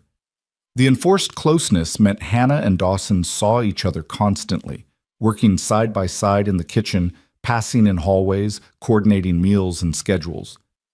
And slowly, gradually, Hannah felt her guard lowering. She found herself laughing at his dry observations about ranch life, found herself looking forward to the moment each day when he'd stop by the kitchen for his evening coffee, found herself noticing small details about him, the way his eyes crinkled when he smiled, the gentleness of his hands when he examined a horse's injury, the patience he showed with her boys. One evening in late February, as they worked together cleaning up after supper, their hands brushed over a dish towel. It was nothing, an accident, but they both froze. The air between them seemed to thicken. "Hannah," Dawson said softly, "I need to know. Is there any chance you might say yes to my courting you, or am I hoping for something that will never happen?" Hannah met his eyes and saw vulnerability there, saw the risk he was taking by asking. This strong, capable man was putting his heart in her hands, trusting her not to crush it. "There's a chance," she whispered. "But Dawson, I'm not ready yet. It's only been 4 months since James died, and people will talk, and I'm still figuring out who I am without him, and—" "I'll wait," Dawson interrupted. "However long it takes, I'll wait. What if I'm never ready? What if I can't get past my fear? Then I'll accept that." His hand covered hers where it rested on the counter. "But I don't think that's going to happen. I think you're braver than you give yourself credit for." Hannah turned her hand over, letting their fingers intertwine. It was the first truly intimate touch they'd shared, and it sent warmth flooding through her. "I don't feel brave. I feel terrified." "Brave people are always terrified," Dawson said. "They just do the thing anyway." They stood there for a long moment, hands clasped, neither quite ready to let go. Then Samuel's voice carried from the sitting room where the boys were playing, and Hannah reluctantly pulled away. "I should go check on them," she said. "Of course." But Dawson's eyes held hers for a beat longer. "Thank you for the chance, Hannah. That's all I need." March arrived with false promises of spring. The snow melted enough to make everything muddy, then froze again at night, creating treacherous conditions. Hannah reopened the school, grateful to return to teaching, but the unpredictable weather meant attendance was spotty. On the first Sunday in March, she and Dawson fell into their routine of meeting in the schoolhouse to discuss books. They'd been reading a collection of essays about westward expansion, and the conversation had ranged from history to philosophy to personal experience. "Do you ever regret coming west?" Dawson asked as they sat in the lamplight, the rest of the ranch quiet around them. Hannah considered. "I regret some of what happened because of it. But coming west itself? No. Kansas was safe, but it was also suffocating. There was only one acceptable path for someone like me: marry young, have children, keep house, grow old. I wanted to see if there was more." "Did you find it?" "I found hardship," Hannah said honestly. "But I also found strength I didn't know I had. Found out I could survive things I thought would break me. So yes, I suppose I found more. Just not the more I was expecting." "That's the thing about the frontier," Dawson mused. "It either breaks you or makes you into someone new, sometimes both." He set down his cup. "When I lost Sarah, I thought I was broken beyond repair. Spent years just going through the motions, running the ranch because it was there to run, but not caring much about anything. Then you showed up with your boys, all fierce determination and barely hidden fear, and something in me woke up." Hannah's heart hammered. "Dawson, I'm not saying this to pressure you," he continued. "I'm saying it because I want you to know what you've given me. Hope. Purpose beyond just surviving. The possibility that maybe life isn't finished with me yet. That maybe there's still joy to be found." Hannah set her own cup down with shaking hands. The words she'd been holding back for weeks, maybe months, suddenly demanded to be spoken.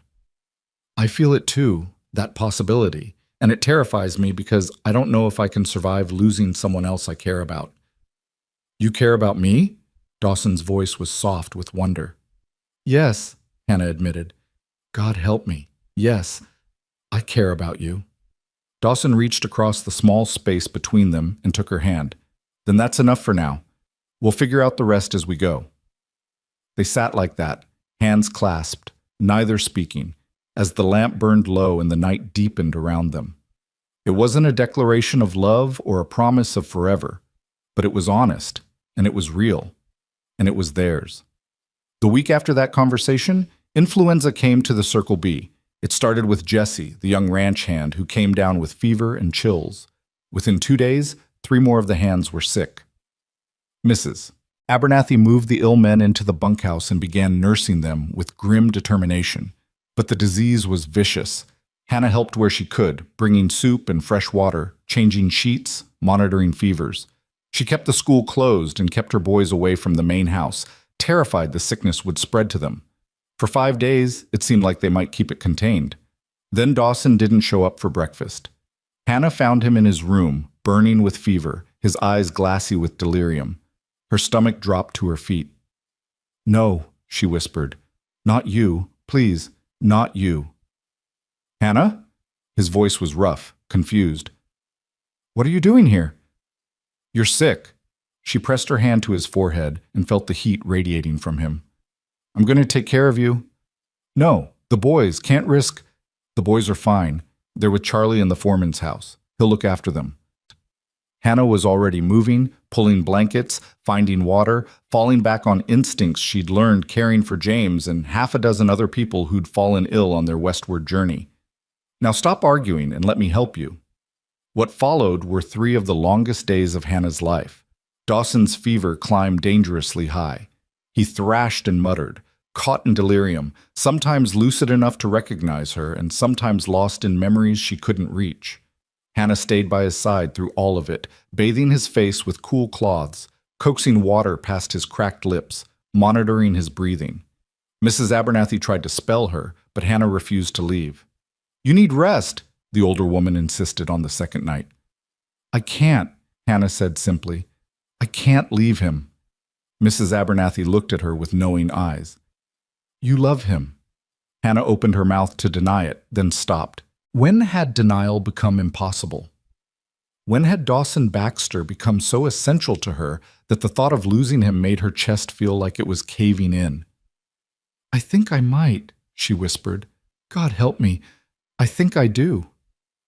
"Then stay," Mrs. Abernathy said gently. "But don't forget to take care of yourself, too. Won't do him any good if you collapse." On the 3rd night, Dawson's fever broke. Hannah was dozing in the chair beside his bed when she heard him whisper, "Sarah? Sarah? Is that you?" Her eyes flew open. Dawson was staring at the ceiling, tears tracking down his face, his hand reaching for something, someone who wasn't there. "I'm sorry," he mumbled. "So sorry. Should have been here. Should have saved you. My fault. All my fault." Hannah's heart broke for him, for the guilt he'd been carrying all these years. She took his reaching hand and held it tight. "It wasn't your fault," she said firmly, even though she knew he wasn't really hearing her. "You couldn't have known. You couldn't have stopped it." "Should have been there," Dawson insisted, his voice breaking. "She needed me and I wasn't there. Failed her. Failed our baby." "You didn't fail anyone." Hannah brought his hand to her cheek. "Sometimes death comes and there's nothing anyone can do. You're not responsible for losing her, Dawson. You're only responsible for how you lived after." Dawson's fevered eyes found her face, and for a moment she thought he truly saw her. "Hannah?" "Yes, I'm here. I'm right here." "Don't leave," he whispered. "Please don't leave." "I won't," Hannah promised. "I'm not going anywhere." He subsided then, his breathing evening out, and Hannah sat holding his hand through the rest of that long night. And somewhere in those dark hours, she made a decision. She was done being afraid, done letting fear dictate her choices. Life was too short and too uncertain to waste time pretending she didn't want things, didn't need things, didn't love. Because she did love Dawson Baxter, loved his quiet strength, his patient kindness, the way he'd given her family a home without asking anything in return. Loved how he made her feel capable and seen and worthy. Loved the man he was, and the man he helped her remember she could be.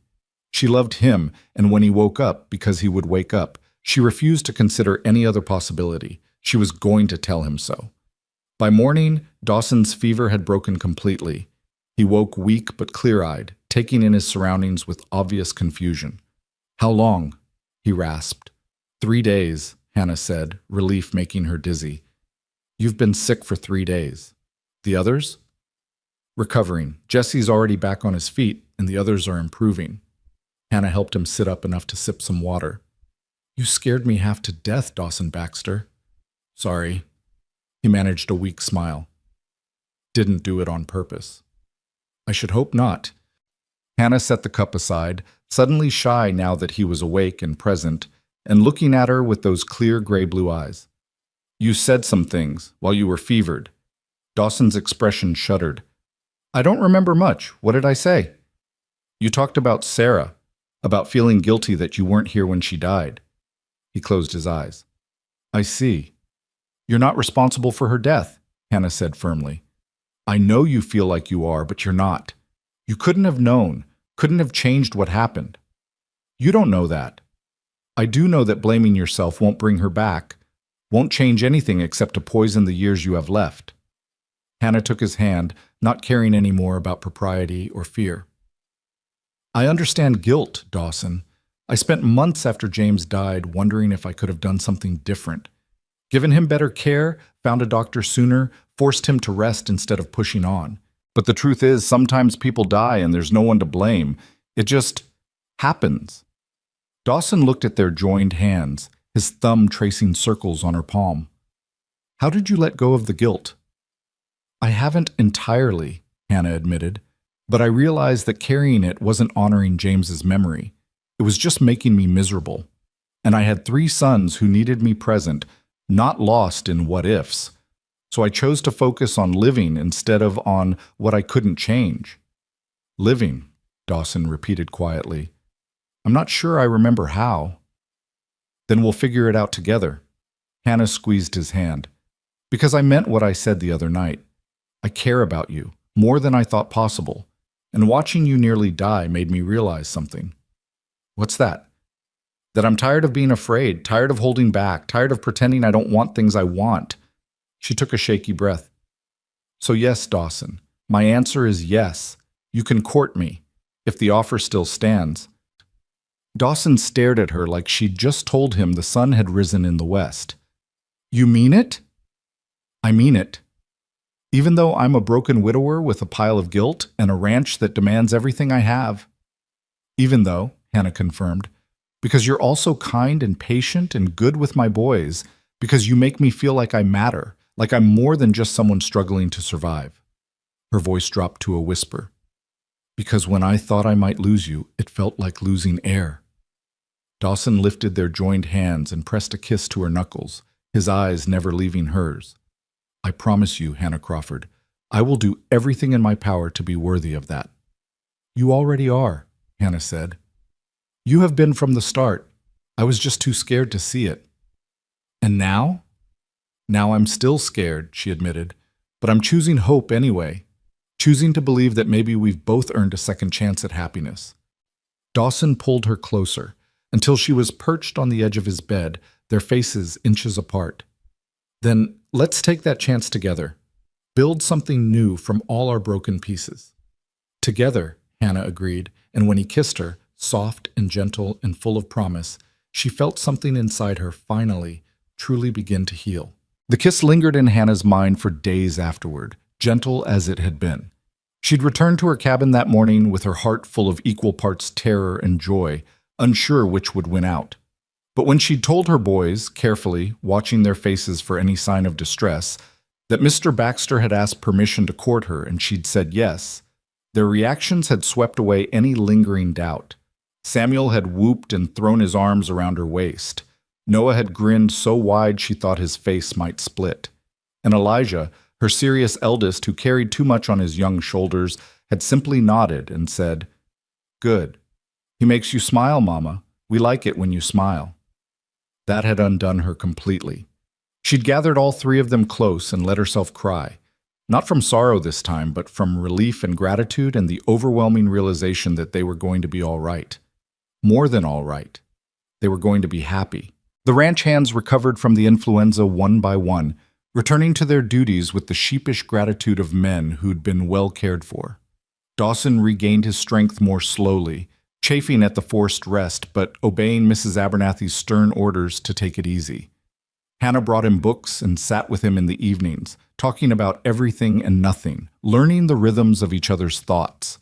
She learned that he'd lost his mother when he was 8, taken by pneumonia during a brutal winter, that his father had been a hard man, demanding but fair, who'd built the Circle B from nothing and expected his son to do the same.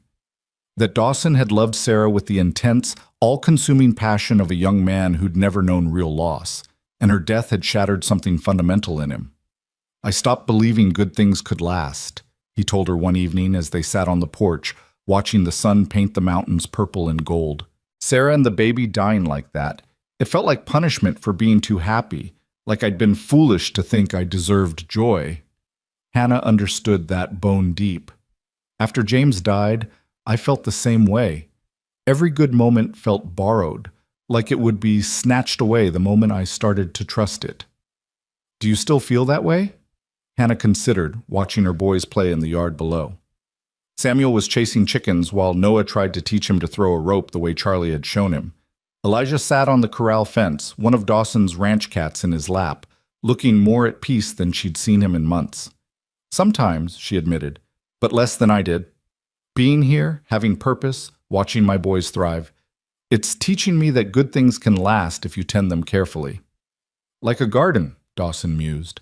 "Exactly like a garden. You plant seeds, water them, pull the weeds, protect them from frost. And if you're diligent and lucky, you get something beautiful." She glanced at him. "We're planting something, aren't we? You and me?" "I hope so." Dawson reached for her hand, a gesture that was becoming natural between them. "I want to do this right, Hannah. Court you properly. Show you that you can trust me with your heart." "You've already shown me that," Hannah said softly. "From the moment you invited us into your home during that storm, you've been showing me. Still, there's a difference between offering shelter to someone in need and this. What we're building. I want you to be sure, want your boys to be sure, want there to be no doubt that when this becomes something permanent, it's because we all chose it freely." The "when" sent warmth flooding through Hannah's chest. He saw a future with them. Not just a possibility, but a certainty. "Then court me properly," she said, squeezing his hand. "I'd like that." So Dawson courted her with the patient thoroughness he brought to everything. He left wildflowers on the schoolhouse steps when they started blooming in early April. He carved a wooden doll for Samuel and found a book on horsemanship for Elijah. He helped Noah build a fort in the barn loft, sacrificing a Saturday afternoon to hammer boards and brace posts while the boy chattered excitedly about his plans. He took Hannah on walks around the ranch, showing her the land he loved, explaining the rhythms of cattle and seasons and weather. They rode out to the high meadow one Sunday afternoon, just the two of them, and sat on a rocky outcropping watching the ranch spread out below like a kingdom. "This land gets in your blood," Dawson said. "My father always said that once you've ranched in Colorado, nowhere else feels like home. You start to need the mountains like you need air." "I'm beginning to understand that," Hannah replied. She'd been watching an eagle circle lazily overhead, but now she turned to look at Dawson. "When I first came here, everything felt foreign. The altitude, the dryness, the way the weather changes in minutes. But now I can't imagine being anywhere else." "Because of the land, or because of what the land represents?" Hannah smiled. "Both. The land is beautiful, harsh, demanding. It requires everything you have, but it also gives back in ways I never expected. Purpose, community, a place to belong." "And me?" Dawson asked quietly. "Do I factor into that feeling?" "You know you do." Hannah felt her cheeks warm. Even after weeks of courtship, intimacy still made her shy. "You're the reason all of this is possible. Without you..." "You would have found another way," Dawson interrupted. "You're too stubborn and too strong to do otherwise. But I'm glad you didn't have to. Glad you're here with me instead of somewhere else, struggling alone." He leaned in then and kissed her, slow and sweet. and Hannah felt the last of her reservations crumble. This was right. This man, this land, this life they were building together, it was all undeniably, perfectly right. When they returned to the ranch that evening, they found Mrs. Abernathy waiting with a knowing smile and a pot roast that filled the house with mouth-watering smells. The boys were already seated at the table, faces scrubbed clean, manners on display. "They insisted on waiting for you," Mrs. Abernathy said, her eyes twinkling. "Said it wouldn't be proper to eat without everyone present." Hannah felt a swell of love for her sons, for their attempts to be grown up and proper, to show Dawson they could be a real family. Over supper, conversation flowed easily. Samuel told an elaborate story about the chicken that had pecked his hand. Noah demonstrated the rope trick Charlie had finally helped him master. Elijah asked intelligent questions about the spring roundup that was approaching. And Dawson answered each question with patience and interest, drawing the boys out, making them laugh, treating them like they mattered. Hannah watched it all with her heart so full she thought it might burst. This, she thought, this is what family is supposed to feel like. After the boys were in bed that night, Hannah and Dawson sat on her cabin's small porch, watching stars emerge in the darkening sky. The air was cool but not cold, carrying the promise of true spring. "I've been thinking," Dawson said, "about what comes next, for us." Hannah's pulse quickened. "What do you mean?" "I mean, I want to marry you, Hannah. Not today, not tomorrow, but soon. When you're ready. When we're both sure." He turned to face her fully. "I know it's only been a few months since James died. I know people might talk, might say it's too soon or improper. But I also know what I feel, and I know what I see when I look at you and your boys. I see my future. I see home." Hannah's eyes burned with tears. "I see that too. But Dawson, you need to understand something. I loved James once, at the beginning, but our marriage became something else over the years. He was a dreamer who never learned to deal with reality, and I became the anchor that kept us from floating away completely. It was exhausting, and by the end, I think we were both just going through the motions, staying together because of the boys, and because we didn't know how to do anything else." "I'm not James," Dawson said. "I know, that's what makes this scary.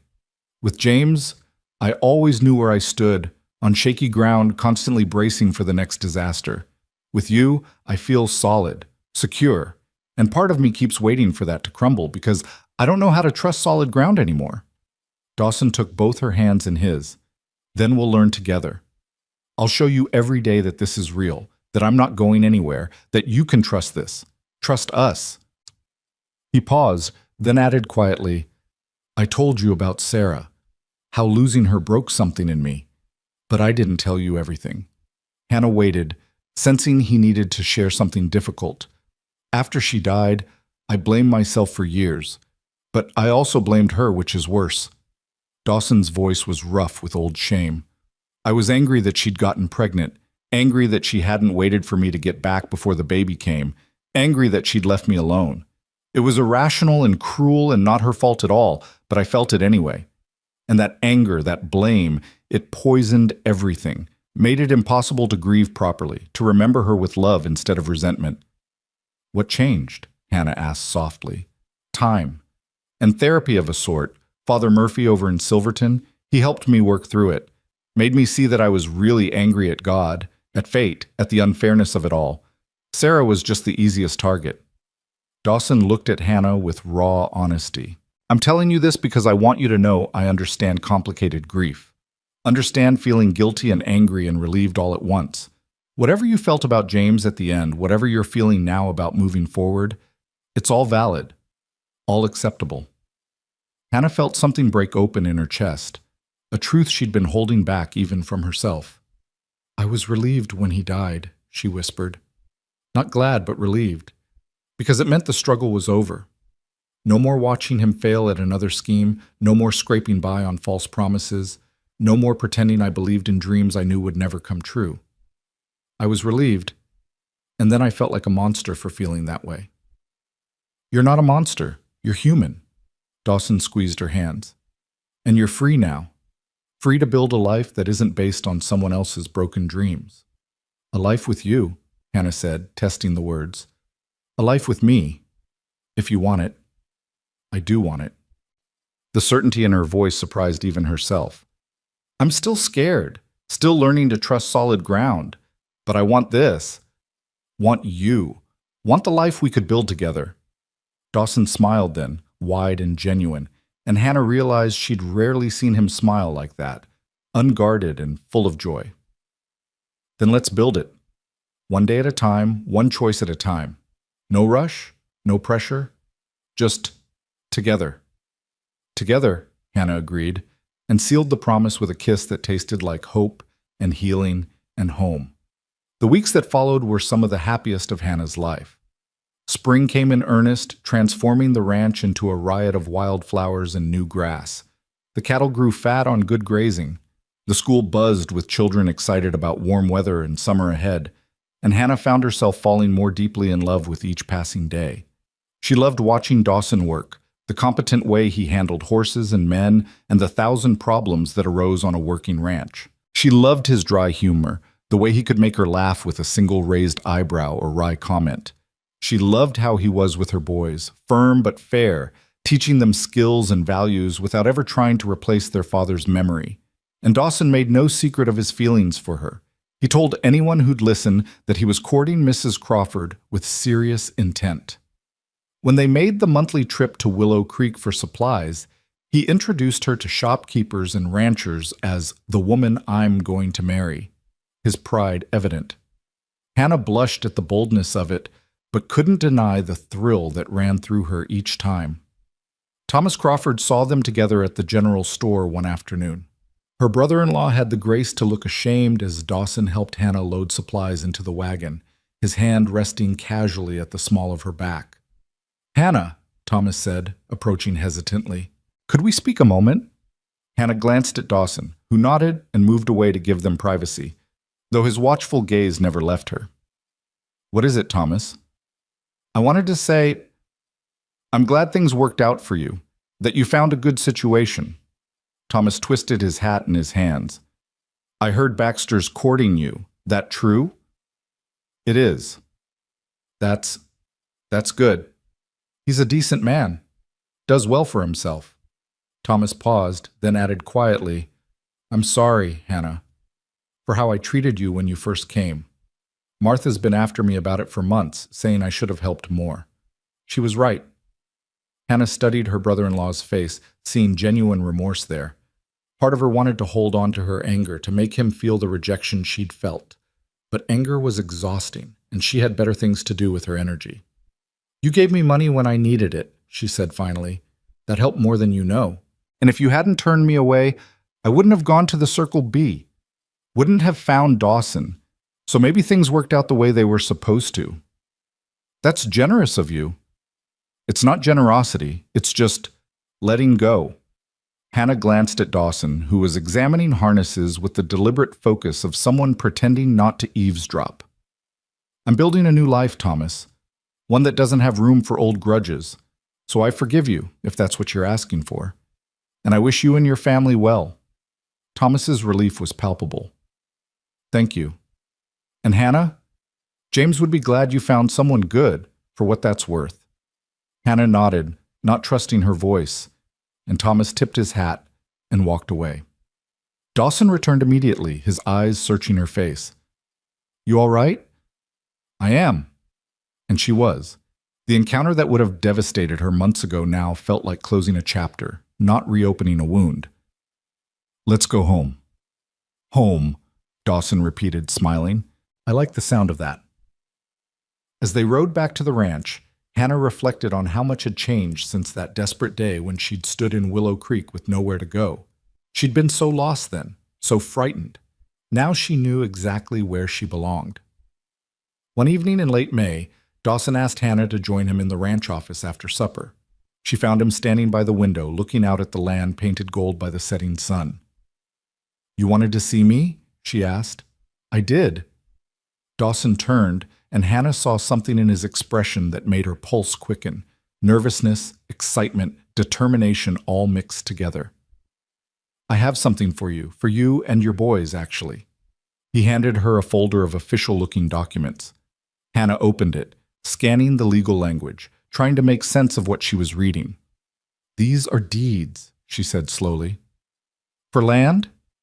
"For 40 acres on the eastern edge of the ranch," Dawson confirmed. "It's good land with water access and timber. I had my lawyer draw up the papers to put it in your name, yours and your son's." Hannah stared at him, unable to process what he was saying. "I don't understand. Why would you—" "Because I want you to have security," Dawson said. "Independent of me, independent of our relationship. If something happened to me, if things didn't work out between us, if you ever needed to leave, you'd have land of your own. Property no one could take from you. Your boys would have an inheritance." "But Dawson, this is too much."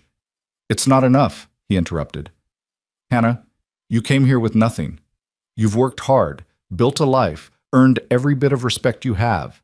But I need you to know that you're not dependent on my goodwill or our relationship working out. You're an independent woman with property and rights. Whatever you choose to do, stay with me, marry me, leave, you're choosing it freely, not because you have no other options." Hannah felt tears streaming down her face. The generosity of it, the thoughtfulness, the sheer rightness of understanding what she needed most, security, independence, the knowledge that she'd never be desperate again, overwhelmed her completely. "How?" she whispered. "How did you know this was what I needed?" "Because I know you," Dawson said simply. "Know that your worst fear is being helpless again, being at someone else's mercy. This way, you'll never have to be." He crossed to her, gently wiping away her tears. "Say you'll accept it, please." "I accept it," Hannah said through her tears. "Thank you doesn't seem like enough. But thank you for understanding, for seeing me so clearly." "I see you," Dawson agreed. "All of you. The strength and the fear, the pride and the vulnerability, and I love all of it, Hannah. I love you." It was the first time he'd said those words. Hannah felt them settle into her chest like warmth, like sunlight, like coming home after a long journey.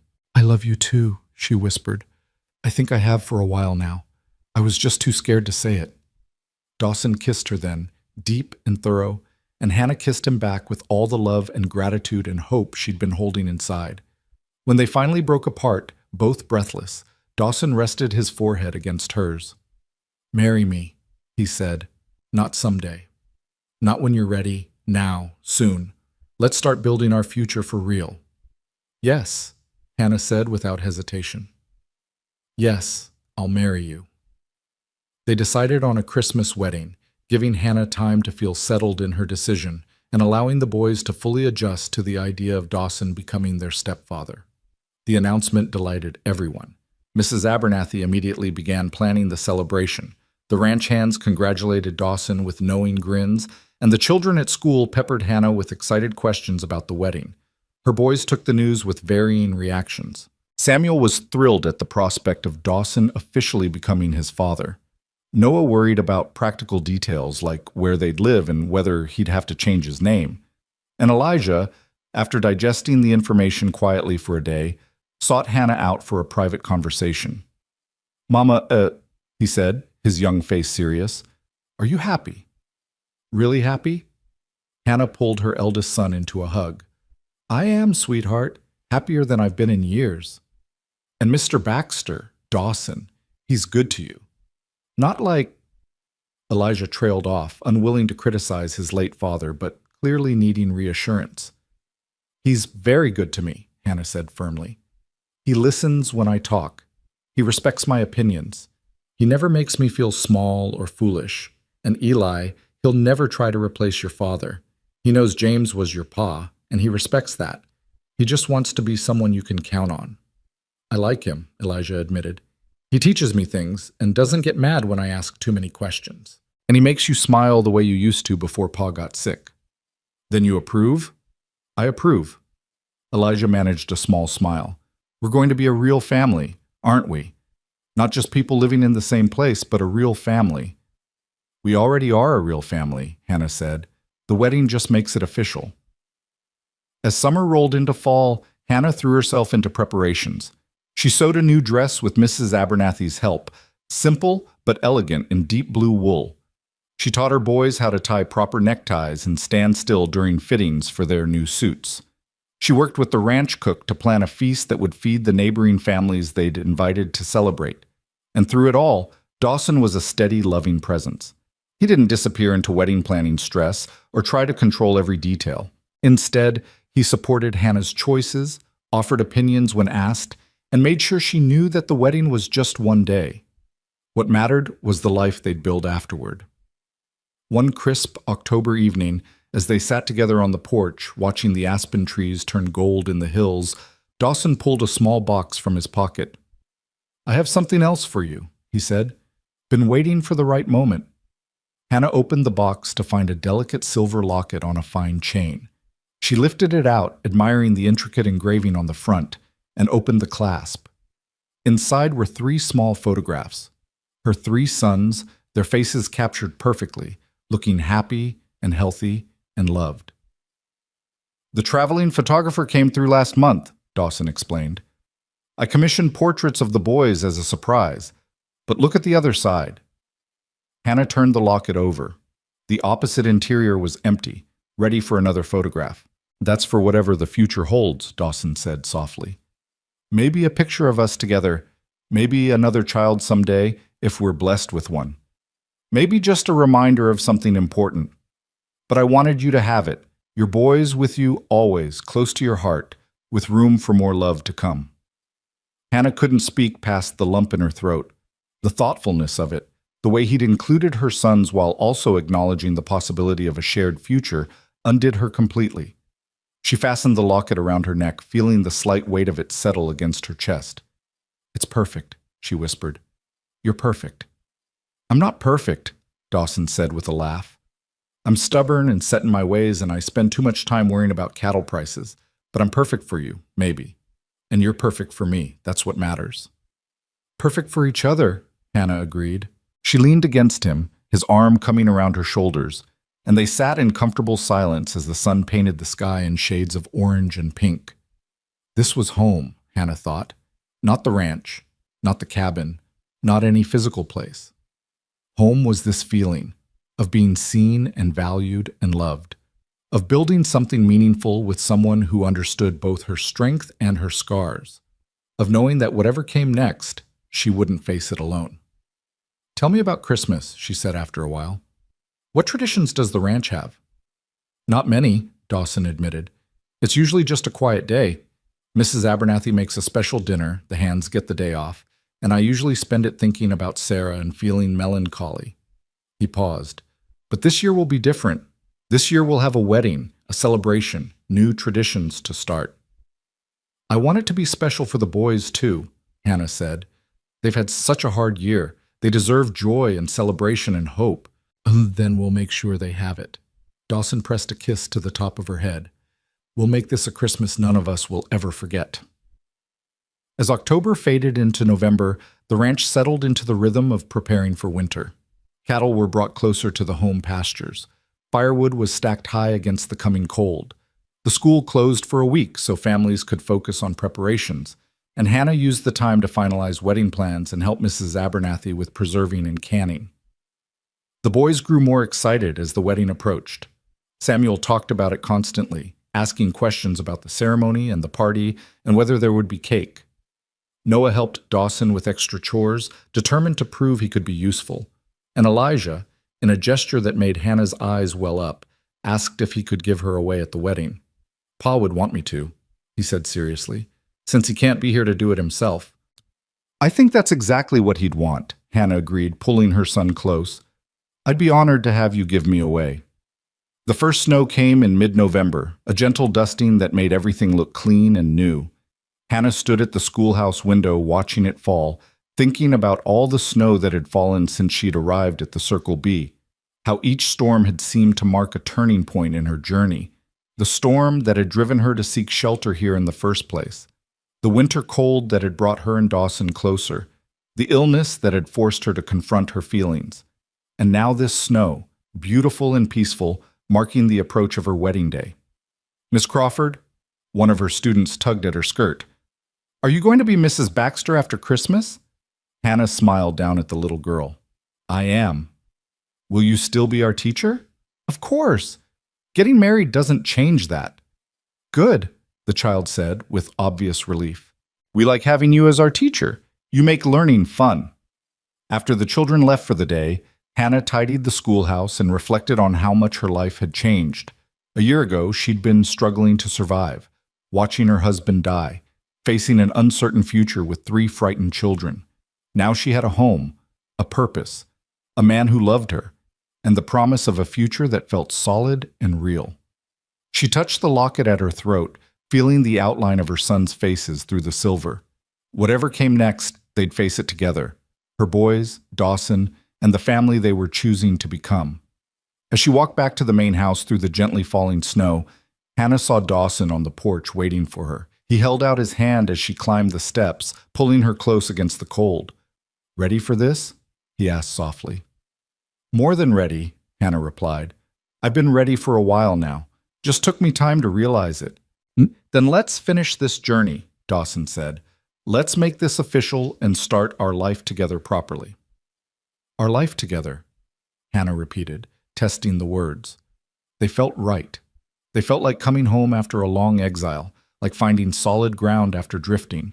They felt like the beginning of something beautiful and lasting and true. "Our life together," Dawson confirmed and kissed her as the snow fell around them, blessing their future with soft white benediction. December arrived with clear, cold days that made everything sparkle like the world had been dipped in diamond dust. Hannah woke on the morning of her wedding, New Year's Day, 1880, to find frost patterns on the window that looked like lace, intricate and beautiful. She lay in bed for a moment, letting the reality wash over her. Today she would marry Dawson Baxter. Today she would become not just Hannah Crawford, widow and survivor, but Hannah Crawford Baxter, wife and partner in building a life she'd never dared dream possible. The past weeks had been a whirlwind of preparation and anticipation. The ranch had transformed under Mrs. Abernathy's determined direction, with evergreen boughs decorating the main house and candles ready to light when evening came. Neighbors had arrived yesterday from surrounding ranches, filling every available bed and making the Circle B feel alive with community and celebration. The wedding would take place at 3 o'clock, giving everyone time to rest from their travels and gather properly. Hannah rose and dressed carefully in her chemise and petticoat, her hands trembling slightly with nerves and excitement. A soft knock came at the cabin door, and Mrs. Abernathy entered carrying Hannah's wedding dress, freshly pressed and smelling faintly of lavender. "Let me help you," the older woman said, her eyes suspiciously bright. "Can't have the bride struggling with all these buttons on her own." As Mrs. Abernathy helped her into the deep blue wool dress, Hannah caught sight of herself in the small mirror propped on the dresser. The woman looking back at her bore little resemblance to the desperate widow who'd arrived at the Circle B 8 months ago.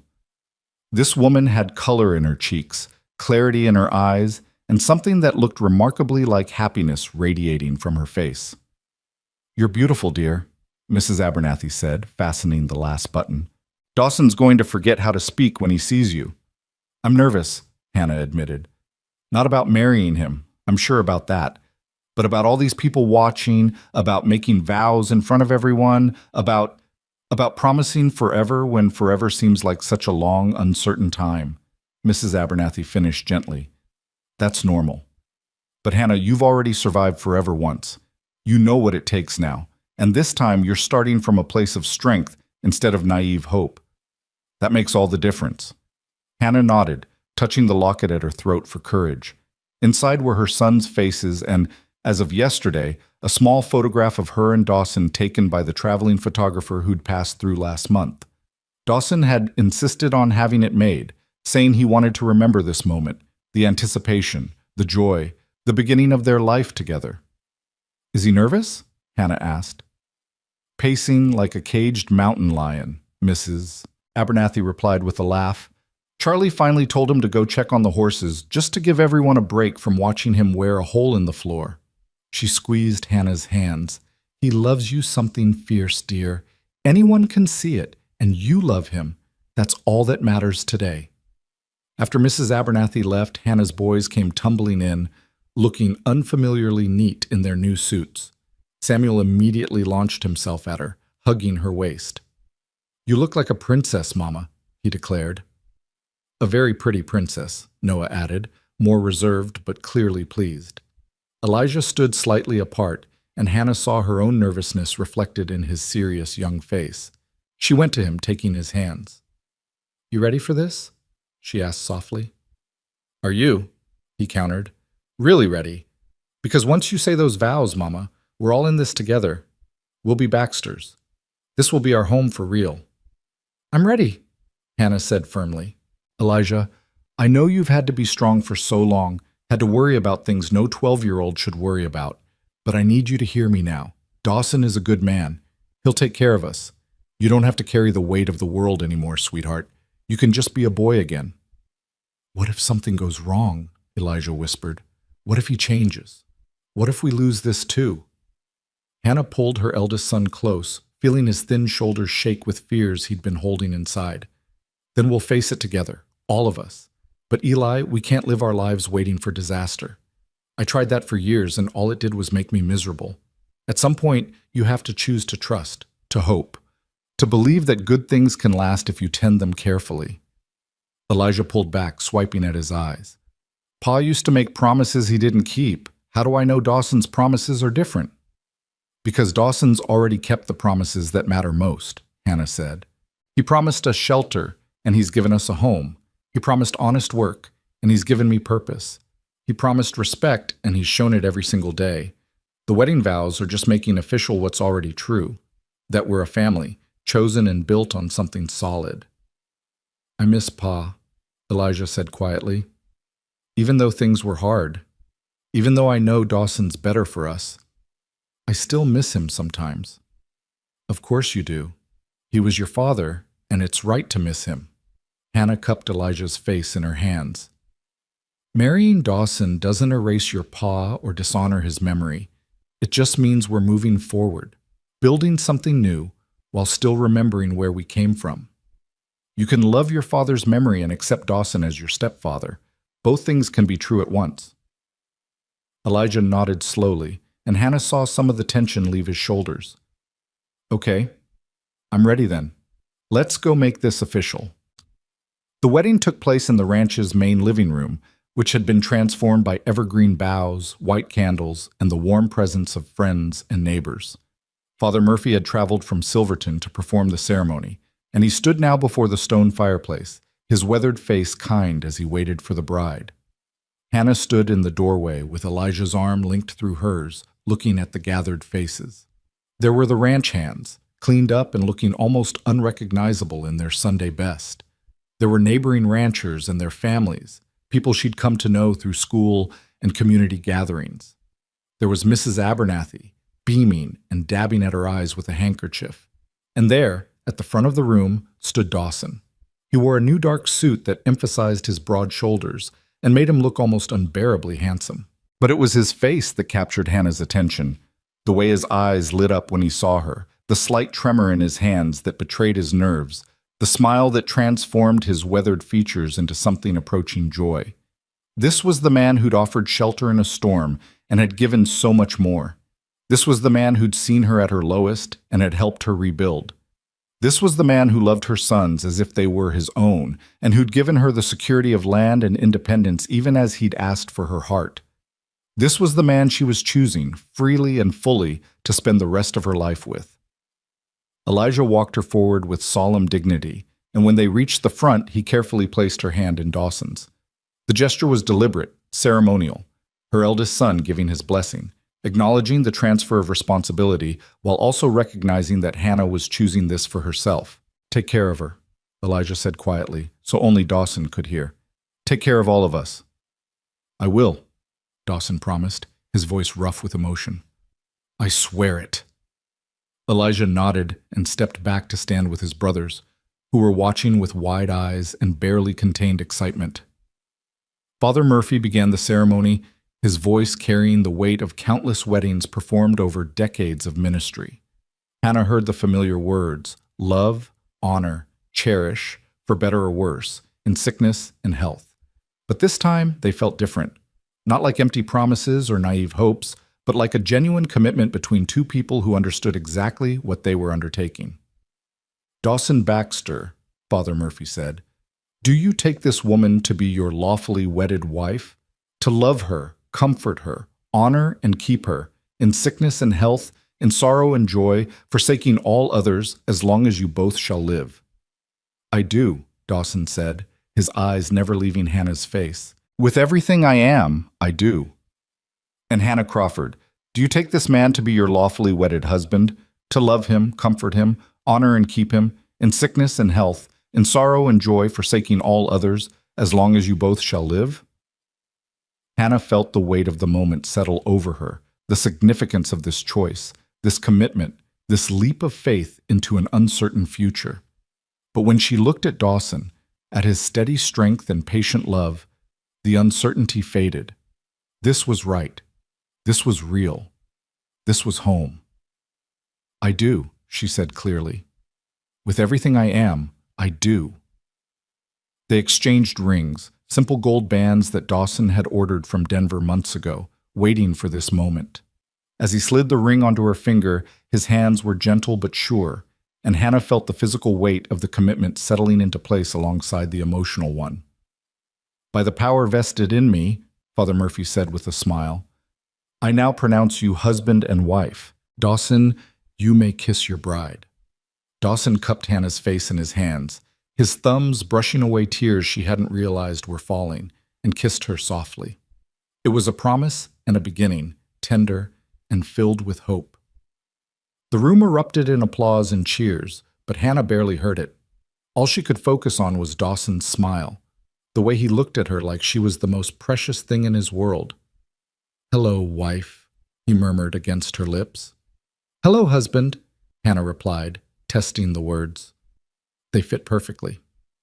The celebration that followed was joyous and loud, filled with music and laughter and more food than Hannah had seen in one place in years. Mrs. Abernathy had outdone herself with a feast that included roasted beef, potatoes, fresh bread, vegetables from the root cellar, and a magnificent cake that made Samuel's eyes go wide with delight. Hannah moved through the party in a daze of happiness, accepting congratulations and well wishes from neighbors who'd become friends. Thomas Crawford and his wife Martha had come, and Thomas pulled Hannah aside during the festivities. I'm happy for you, he said awkwardly. Truly. Baxter's a good man, and you deserve good things after everything. Thank you, Thomas. That means a lot. Hannah found she bore no resentment toward her brother-in-law anymore. His rejection had hurt terribly at the time, but it had also pushed her toward this life, this man, this happiness. You and Martha are welcome to visit any time. The boys should know their uncle and aunt. Martha, standing nearby, burst into tears and hugged Hannah tightly. I wanted to help you so badly that day, she whispered, but Thomas was so set against it, and I didn't know how to change his mind. I'm so sorry. It's in the past, Hannah said gently. Let's focus on moving forward. Let's be family now, the way we should have been all along. As evening fell and the party showed no signs of slowing, Dawson found Hannah and pulled her aside onto the porch. The night was cold but clear, stars scattered across the sky like salt spilled on black velvet. They could hear the celebration continuing inside, music and laughter and the sounds of community, but out here it was quiet, intimate, theirs. Happy? Dawson asked, wrapping his coat around her shoulders. Completely, Hannah said, leaning into his warmth. I keep thinking I should pinch myself to make sure this is real. It's real. Dawson turned her to face him, his hands resting on her waist. You're my wife now, Hannah Baxter. We're bound together, legal and proper. You and me and your boys, our boys. We're a family. Our boys, Hannah repeated, loving the sound of it. Dawson, I need you to know something. I'm not coming to this marriage as some grateful woman who owes you everything. I'm coming as your equal, your partner. What we build together, we build as a team. I wouldn't want it any other way, Dawson said seriously. I don't need a grateful wife, Hannah. I need a strong partner who challenges me and supports me and builds this life alongside me. That's what you are. That's what we'll be. I love you, Hannah said, the words coming easier each time she spoke them. I love your strength and your kindness and the way you never made me feel less than for needing help. I love how you are with my sons, patient and fair and present in a way their father never managed to be. I love how you see me, really see me, not just the role I play, but the person I am underneath. And I love you, Dawson replied, his voice thick with emotion. Love your fierce determination and your tender heart. Love how you fight for what matters and refuse to give up even when everything seems impossible. Love how you've made this house feel like a home again, after so many years of it being just a place I lived. He paused, then added quietly, Sarah would have liked you, I think, would have appreciated your strength and your honesty. I think she'd be glad I found you, found happiness again. Hannah felt tears prick her eyes. James would have liked you too, would have envied me finding someone so steady and reliable. He always wished he could be those things, but never quite managed it. She touched the locket at her throat. We're honoring their memories by living fully, by choosing joy. That's what they'd want for us.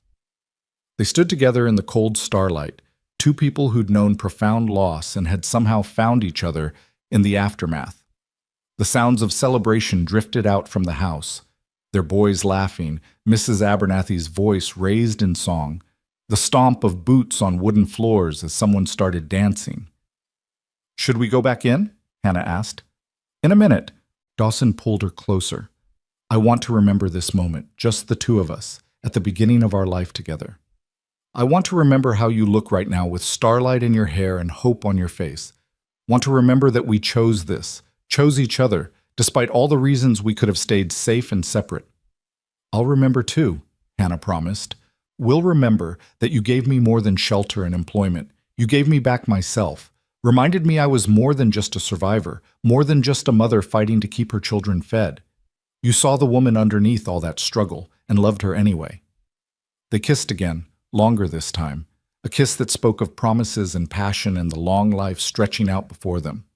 When they finally pulled apart, both were breathless and smiling.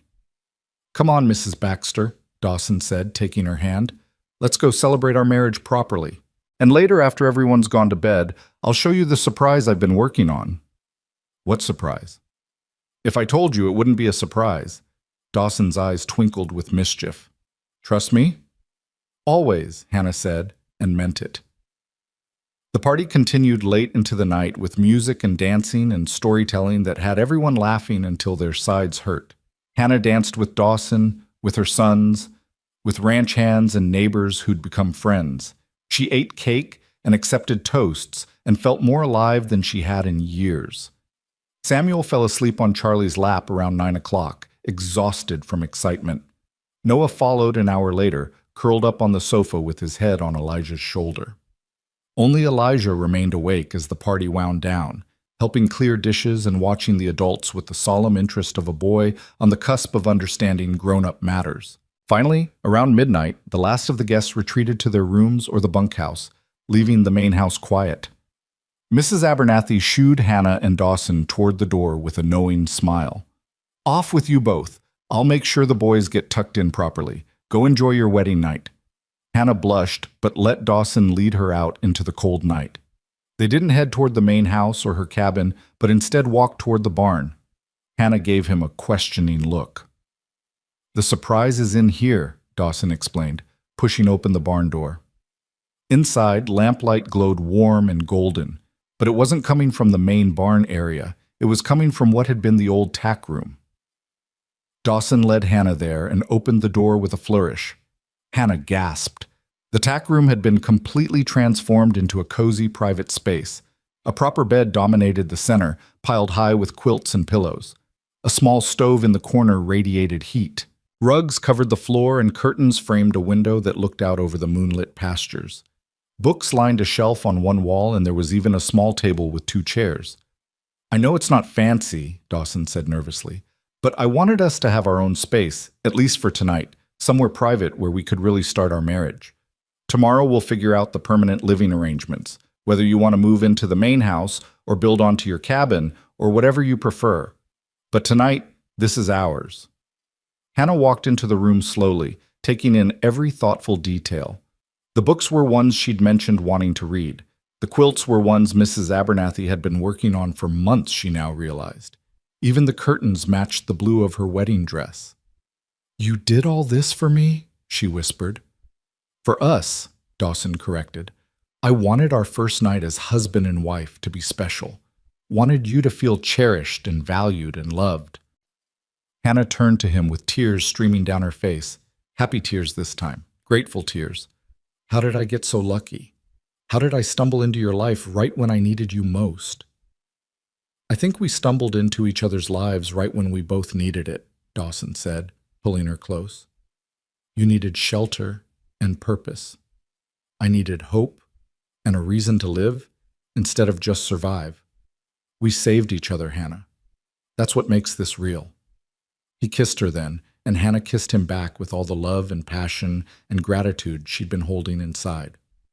They'd both walked through fire to get here, through loss and grief and desperation, and somehow they'd found each other on the other side. Found healing in shared understanding, found strength in mutual respect, found love in the most unexpected of places. When morning came, Hannah woke wrapped in her husband's arms, warm and safe and happier than she'd ever imagined possible. Pale winter light filtered through the curtains, painting everything in soft gold. She could hear the sounds of the ranch waking up outside, horses nickering, the ranch hands starting their day, Mrs. Abernathy's voice calling the boys to breakfast. Her boys. Their boys now. Good morning, wife, Dawson murmured against her hair. Good morning, husband. Hannah smiled against his chest. What happens now? Now we live, Dawson said simply. We work the ranch and raise the boys and build the life we want. Nothing magical, nothing extraordinary, just us, together, making choices and facing challenges and finding joy in the everyday. That sounds perfect, Hannah said. And it did. After years of chasing impossible dreams with James, after months of desperate survival, the idea of simply living, building something steady and real, felt like the greatest gift imaginable. They dressed and made their way to the main house, where breakfast was already underway. Mrs. Abernathy had outdone herself again with pancakes and bacon and eggs that made the whole kitchen smell like heaven. The boys were gathered around the table, still in their nightshirts, hair mussed from sleep. Mama! Samuel launched himself at Hannah the moment she walked in. You're married now. You're really married. I really am, Hannah confirmed, scooping him up. Which means Dawson is officially your stepfather now. What do you think about that? I think it's good, Samuel said seriously. Can I call him Pa? Hannah looked at Dawson, who nodded with suspiciously bright eyes. If that's what you want to call me, I'd be honored, he told Samuel. Then Pa it is, Samuel declared, and wiggled down to return to his breakfast. Noah was more reserved, but clearly pleased, while Elijah studied Dawson with that serious expression he got when he was thinking hard about something important. Dawson, Elijah started. You can call me whatever you're comfortable with, Dawson interrupted gently. Dawson, Mr. Baxter, or eventually Pa, if that feels right. There's no rush, no pressure. I think I'll stick with Dawson for now, Elijah said, but I wanted to say thank you for taking care of Mama, for taking care of us. I know we're not your blood children, but you're mine now, Dawson said firmly. Blood or not, you're mine, all three of you, and I'll do everything in my power to give you a good life, to teach you what I know, to be someone you can count on. That's my promise to you boys, same as it is to your mother. Elijah nodded, satisfied, and returned to his breakfast. But Hannah saw the relief on his face, the loosening of tension he'd been carrying for far too long. After breakfast, the guests began departing, heading back to their own ranches and lives. Hannah stood on the porch with Dawson, waving goodbye to neighbors who'd become friends, feeling the satisfaction of community and belonging. Thomas and Martha were among the last to leave. Take care of yourself, Hannah, Martha said, hugging her tightly. And come visit us sometime. The children would love to know their cousins. We will, Hannah promised. Families should stay connected. After everyone had gone and the ranch settled back into its normal rhythm, Dawson called a family meeting in the main house. He, Hannah, and the three boys gathered in the living room, the winter sun streaming through the windows. Now that your mother and I are married, Dawson began, we need to make some decisions about how we want to live. The cabin is yours by right. It was part of your mother's employment agreement. But there's plenty of room in this house, and I'd like us all to be together under one roof if you're amenable. What do you boys think? Could we each have our own room? Noah asked hopefully. You could, Dawson confirmed. There are 4 empty bedrooms upstairs. You each could have your own space. I vote for moving into the big house, Samuel said immediately. It's warmer and has more room to play when it's cold outside. Elijah? Hannah prompted. Her eldest son considered carefully. Will we still own the cabin? Still have it as ours? Absolutely, Dawson said. In fact, as you boys get older, one of you might want to use it. When you're grown and starting out on your own, you'll have that space. Then I think we should move into the main house, Elijah decided. Be a real family all together. Real family it is, Hannah said, her heart full. When should we move our things? No rush, Dawson said. Take your time, settle in at your own pace. This is your home now, all of it. You get to decide how to make it yours. Over the following weeks, they settled into new rhythms. The boys moved into the main house, each claiming a bedroom and slowly personalizing their spaces. Hannah consolidated her teaching materials and personal belongings, marveling at how much more spacious everything felt. She and Dawson took over the large bedroom on the second floor, and Mrs. Abernathy moved to a smaller room on the first floor that she declared much more sensible for a woman my age with complaining knees. The ranch work continued as always, with Dawson managing the business and Hannah teaching school 3 days a week, while helping with household duties the rest of the time. But now there was a new dimension to everything, the sense of partnership, of building something together, a family in the truest sense. Hannah discovered that marriage to Dawson was different from anything she'd experienced with James. Where James had been impulsive and dreamy, often making decisions without consulting her, Dawson sought her opinion on everything from cattle sales to what color to paint the barn. Where James had withdrawn when times were hard, Dawson became more present, more communicative. Where James had seen her domestic skills as her only value, Dawson celebrated her teaching and encouraged her intellectual pursuits. You're different than I expected, Hannah told him one evening as they sat by the fire, her knitting needles clicking softly. More partner than patriarch. I had a good teacher, Dawson replied. My mother, before she died, she made it clear to my father that their marriage was a partnership, that he needed her wisdom as much as she needed his strength. I remember watching them make decisions together, respecting each other's views. That's the kind of marriage I want. That's the kind of marriage I want too, Hannah said. The kind where we both have a voice, where we face things together. Then that's what we'll have, Dawson promised. Winter deepened, bringing snow and cold that kept everyone close to home. The school closed for a few weeks during the worst of it, and Hannah used the time to catch up on mending and planning lessons for spring. The boys thrived, growing stronger and more confident with each passing day. Samuel lost a tooth and was convinced the tooth fairy would leave him something extra special because I live on a ranch now. Noah became obsessed with learning to rope, practicing for hours with patient instruction from Charlie, and Elijah, at Dawson's encouragement, started keeping a journal, recording life on the ranch and his observations about everything from weather patterns to cattle behavior. On Valentine's Day, Dawson surprised Hannah with a trip to town, just the two of them, leaving the boys in Mrs. Abernathy's capable hands. They had dinner at the restaurant, browsed the general store, and visited the library where Hannah discovered they'd received a shipment of new books. Dawson bought her 6 books without batting an eye at the cost, saying simply, "You need them for teaching. Consider it an investment in the ranch's future." As they drove home in the wagon, wrapped in blankets against the cold, Hannah reflected on how different her life had become. A year ago, I was watching James die in a camp outside Pueblo, she said quietly. I was terrified and alone, and had no idea how we'd survive. Now look at me. Married to a good man, living in a real home, teaching children, watching my boys grow into who they're meant to be. It feels like a dream sometimes. It's not a dream, Dawson said, pulling her closer. It's real life. Hard-earned, well-deserved real life. Do you ever worry it will all fall apart? Hannah asked. That we'll wake up one day and discover we've been fooling ourselves? Sometimes, Dawson admitted.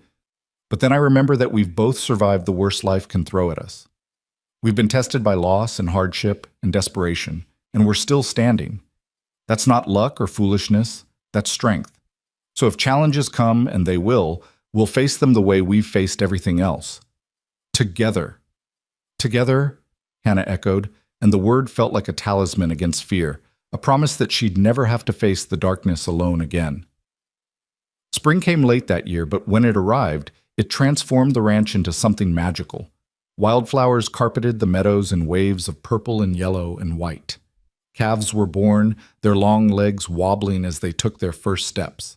The creek swelled with snowmelt, rushing and tumbling over rocks in joyful chaos. And Hannah discovered she was pregnant. She'd suspected for a few weeks, but had waited to be certain before telling anyone. Now, sitting at the breakfast table with Dawson and the boys on a bright April morning, she felt the news bubbling up inside her, demanding to be shared. "I have something to tell everyone," she said, setting down her coffee cup. 5 faces turned to her expectantly. Dawson, the 3 boys, and Mrs. Abernathy, who'd joined them for breakfast. "I'm expecting a baby," Hannah said simply. "Sometime in the fall, we'll have a new addition to the family." For a moment, there was stunned silence. Then Samuel whooped, Noah grinned, and Elijah's face split into a rare, unguarded smile. But it was Dawson's reaction that Hannah focused on, the way his eyes filled with tears, the way his hand shook as he reached for hers, the naked hope and joy and wonder on his face. "A baby?" he whispered. "We're having a baby." "We are," Hannah confirmed. "Are you happy?" "Happy doesn't begin to cover it," Dawson said roughly. He stood and pulled her into his arms, holding her tight. "Hannah, I never thought. After losing Sarah and our baby, I never let myself hope I'd have another chance at fatherhood. But now," his voice broke, "now I get to do it right. Get to be there from the beginning, get to watch you carry our child and be present for every moment." "Am I going to be a big brother?" Samuel asked, bouncing in his chair. "Can I teach the baby things?" "You're already a big brother to Noah," Elijah pointed out. "But yes, now you'll be one to the new baby too. We all will be." "I hope it's a girl," Noah said thoughtfully. "Too many boys around here already." "Boy or girl, it'll be loved," Mrs. Abernathy declared, dabbing at her eyes. "Lord, this ranch is going to be even more alive with children running around. Mr. Baxter, you realize you're going to have 4 children? 4! "Can't wait," Dawson said, his arms still around Hannah. "The more the merrier." The pregnancy brought its own challenges. Hannah suffered from morning sickness that lasted well into the afternoon, and the fatigue made teaching difficult some days. But Dawson was endlessly patient, taking over tasks she normally handled and making sure she rested when she needed to. The boys were surprisingly helpful too, with even Samuel understanding when his mother needed quiet. As spring turned to summer, Hannah's belly grew round and unmistakable. The school term ended, and she spent long golden days preparing a nursery in one of the unused upstairs rooms. Mrs. Abernathy helped her sew tiny gowns and blankets, while the boys debated baby names with surprising seriousness. "If it's a girl, we should name her Rose," Samuel suggested, "because she'll be pretty like a flower." "If it's a boy, maybe Henry," Elijah offered. "That's a strong name." Dawson let Hannah make the final decision, though he admitted he liked traditional names that honored family when possible. They decided to wait until the baby arrived to choose, wanting to see who the child was before attaching a name. On a warm September evening, as the sun painted the sky in shades of orange and pink, Hannah went into labor. It was earlier than expected, but not dangerously so, and Dawson immediately sent Charlie to fetch the midwife, who lived 20 miles away. In the meantime, Mrs. Abernathy took charge with the calm efficiency of someone who'd delivered more than a few babies in her time. "You've done this before, dear," the older woman reminded Hannah as contractions began in earnest. "You know what to expect. Just breathe through it and trust your body."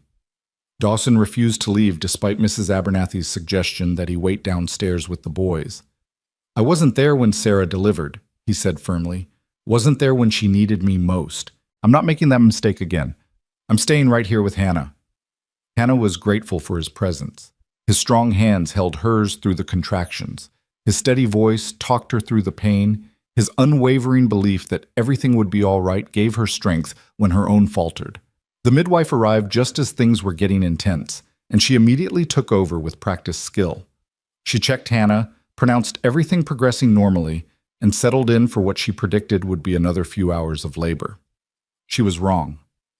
An hour later, with Dawson holding Hannah's hand and Mrs. Abernathy coaching her through the final pushes, a baby girl entered the world with a lusty cry that proclaimed her healthy and strong. "A daughter!" the midwife announced, placing the squalling infant on Hannah's chest. "Congratulations! You have a beautiful baby girl." Hannah looked down at her daughter, red-faced and angry at being evicted from her warm home, but undeniably perfect, and felt love crash over her like a wave. This tiny person, this miracle, was hers, theirs, the physical proof that good things could grow from loss and hardship. "Hello, little one," she whispered. "Welcome to our family." Dawson was crying openly, his hand gentle as he stroked the baby's downy head. "She's perfect. Hannah, she's absolutely perfect." "What will you name her?" Mrs. Abernathy asked. Hannah looked at Dawson, and in that moment, she knew exactly what the baby's name should be. "Grace," she said. "Grace Sarah Baxter. Because she's a gift of grace we never expected, and because she honors the woman who came before." Dawson's breath caught. "You'd do that? Name her after Sarah?" "Sarah was part of your story, part of what made you who you are," Hannah said gently. "And this baby is part of our story, proof that love can bloom again after loss. Grace, Sarah, feels right." "It's perfect," Dawson whispered, pressing a kiss to Hannah's forehead. "You're perfect. Our family is perfect." The boys were allowed in shortly after, tiptoeing into the room with wide eyes and hushed voices. Samuel climbed carefully onto the bed to peer at his new sister. "She's tiny," he announced, "like a kitten." "She'll grow," Elijah said, but even he looked awed by the small person in their mother's arms. "Can I hold her?" Noah asked. Hannah showed them how to support the baby's head, and one by one, the boys held their new sister, their faces a mixture of curiosity and fierce protectiveness. This was their family now, Hannah thought. Not bound by blood alone, but by choice and love and shared determination to build something lasting. The first weeks with Grace were exhausting but joyful. Hannah recovered quickly from the birth, and Dawson proved to be a devoted father, walking the floors with Grace at night and changing diapers without complaint. The boys doted on their sister, with even Elijah, who'd been uncertain about becoming a big brother again at 13, melting into smiles whenever Grace grabbed his finger. As autumn painted the ranch in gold and crimson, Hannah stood on the porch one evening with Grace asleep in her arms and watched Dawson work with the boys in the corral below. He was teaching them to gentle a young horse, demonstrating patience and technique, while all three boys listened with rapt attention. This was her life now. Not the one she'd imagined when she'd married James all those years ago, full of grand adventures and impossible dreams. This was better, more real, more solid, more filled with genuine love and purpose. She had a home that couldn't be taken away, land in her own name, meaningful work teaching children, a husband who treated her as an equal partner, 4 healthy children, and a future that felt secure. She thought about that desperate woman who'd stood in the dusty street of Willow Creek with $20 and 3 frightened boys, begging for help from family who'd turned her away. That woman had felt like a failure, like someone the world had given up on. But she hadn't been a failure. She'd been at a crossroads, being pushed towards something better, even though she couldn't see it at the time. Thomas's rejection had forced her to the Circle B. The Circle B had led her to Dawson. Dawson had given her the foundation to rebuild not just her life, but herself. "Mama, look!" Samuel's voice carried across the yard. "I'm doing it! The horse likes me!" Hannah smiled and waved, then looked down at Grace, who was beginning to stir. The baby's eyes, blue like her father's, blinked open, and Hannah felt that rush of overwhelming love that still surprised her with its intensity.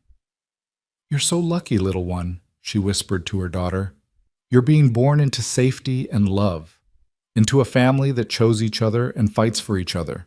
You'll never know what it's like to be desperate or afraid, or wondering where your next meal will come from. That's my gift to you, the security I fought so hard to find."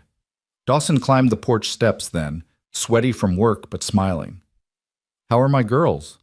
"Perfect," Hannah said, and meant it. "We're absolutely perfect.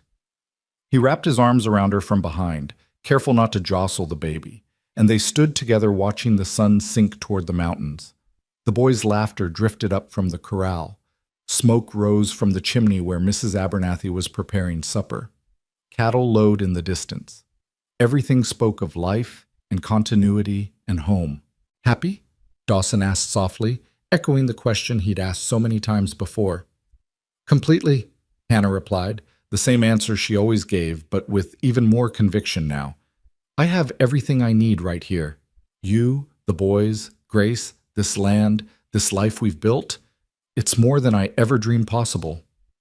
"We've come a long way," Dawson mused. "Both of us. From loss and loneliness to this, to family and purpose and joy." "The road was hard," Hannah acknowledged, "but I wouldn't change it. Every difficulty, every setback, every moment of despair, it all led here. To this moment, to this family, to this home." She turned in his arms so she could see his face, this man who'd given her so much more than shelter and employment, who'd given her back herself and shown her what real partnership looked like, who loved her with a steady, unwavering devotion that made her feel cherished every single day. "Thank you," she said, "for seeing me that day when I drove up desperate and afraid, for taking a chance on a widow with 3 children and nothing to offer but hard work, for showing me what home really means." "Thank you for letting me," Dawson replied, "for trusting me with your heart when you had every reason to guard it carefully, for bringing life and laughter back to this ranch, for giving me a family again." He pressed a kiss to the top of Grace's head, then to Hannah's lips, "for giving me a reason to believe in second chances." As the last light faded from the sky and stars began to emerge, they went inside together. The house was warm and bright, filled with the sounds of family, Mrs. Abernathy calling them to supper, the boys arguing good-naturedly about whose turn it was to set the table, the crackle of the fire in the hearth. Hannah looked around the room at all these faces she loved, at this life she'd built from the ashes of loss and desperation, and felt peace settle into her bones. She was home, not just in a physical place, though the Circle B would always be that for her, but home in a deeper sense, in herself, in her relationships, in the knowledge that she was exactly where she belonged. The widow who'd found home again was a widow no more. She was a wife, a mother, a teacher, a partner. She was Hannah Crawford Baxter, and she'd earned every bit of joy she now held. From rejection to belonging, from sorrow to joy, from desperation to abundance, the journey had been long and hard and sometimes unbearable, but it had brought her here, to this moment, to this family, to this love, and that made every struggle worth it. As they gathered around the table for supper, Dawson at one end and Hannah at the other with their children between them, "Someone, Samuel probably," said Grace. Hannah listened to the familiar words with her hand resting over her heart, feeling the locket there with its photographs of her family, and added her own silent prayer of thanksgiving. For second chances, for grace that blooms from dust, for love that heals old wounds, for family chosen and built with intention and care, for home, finally and forever found. For all of it, every beautiful, hard-won bit of it, thank you.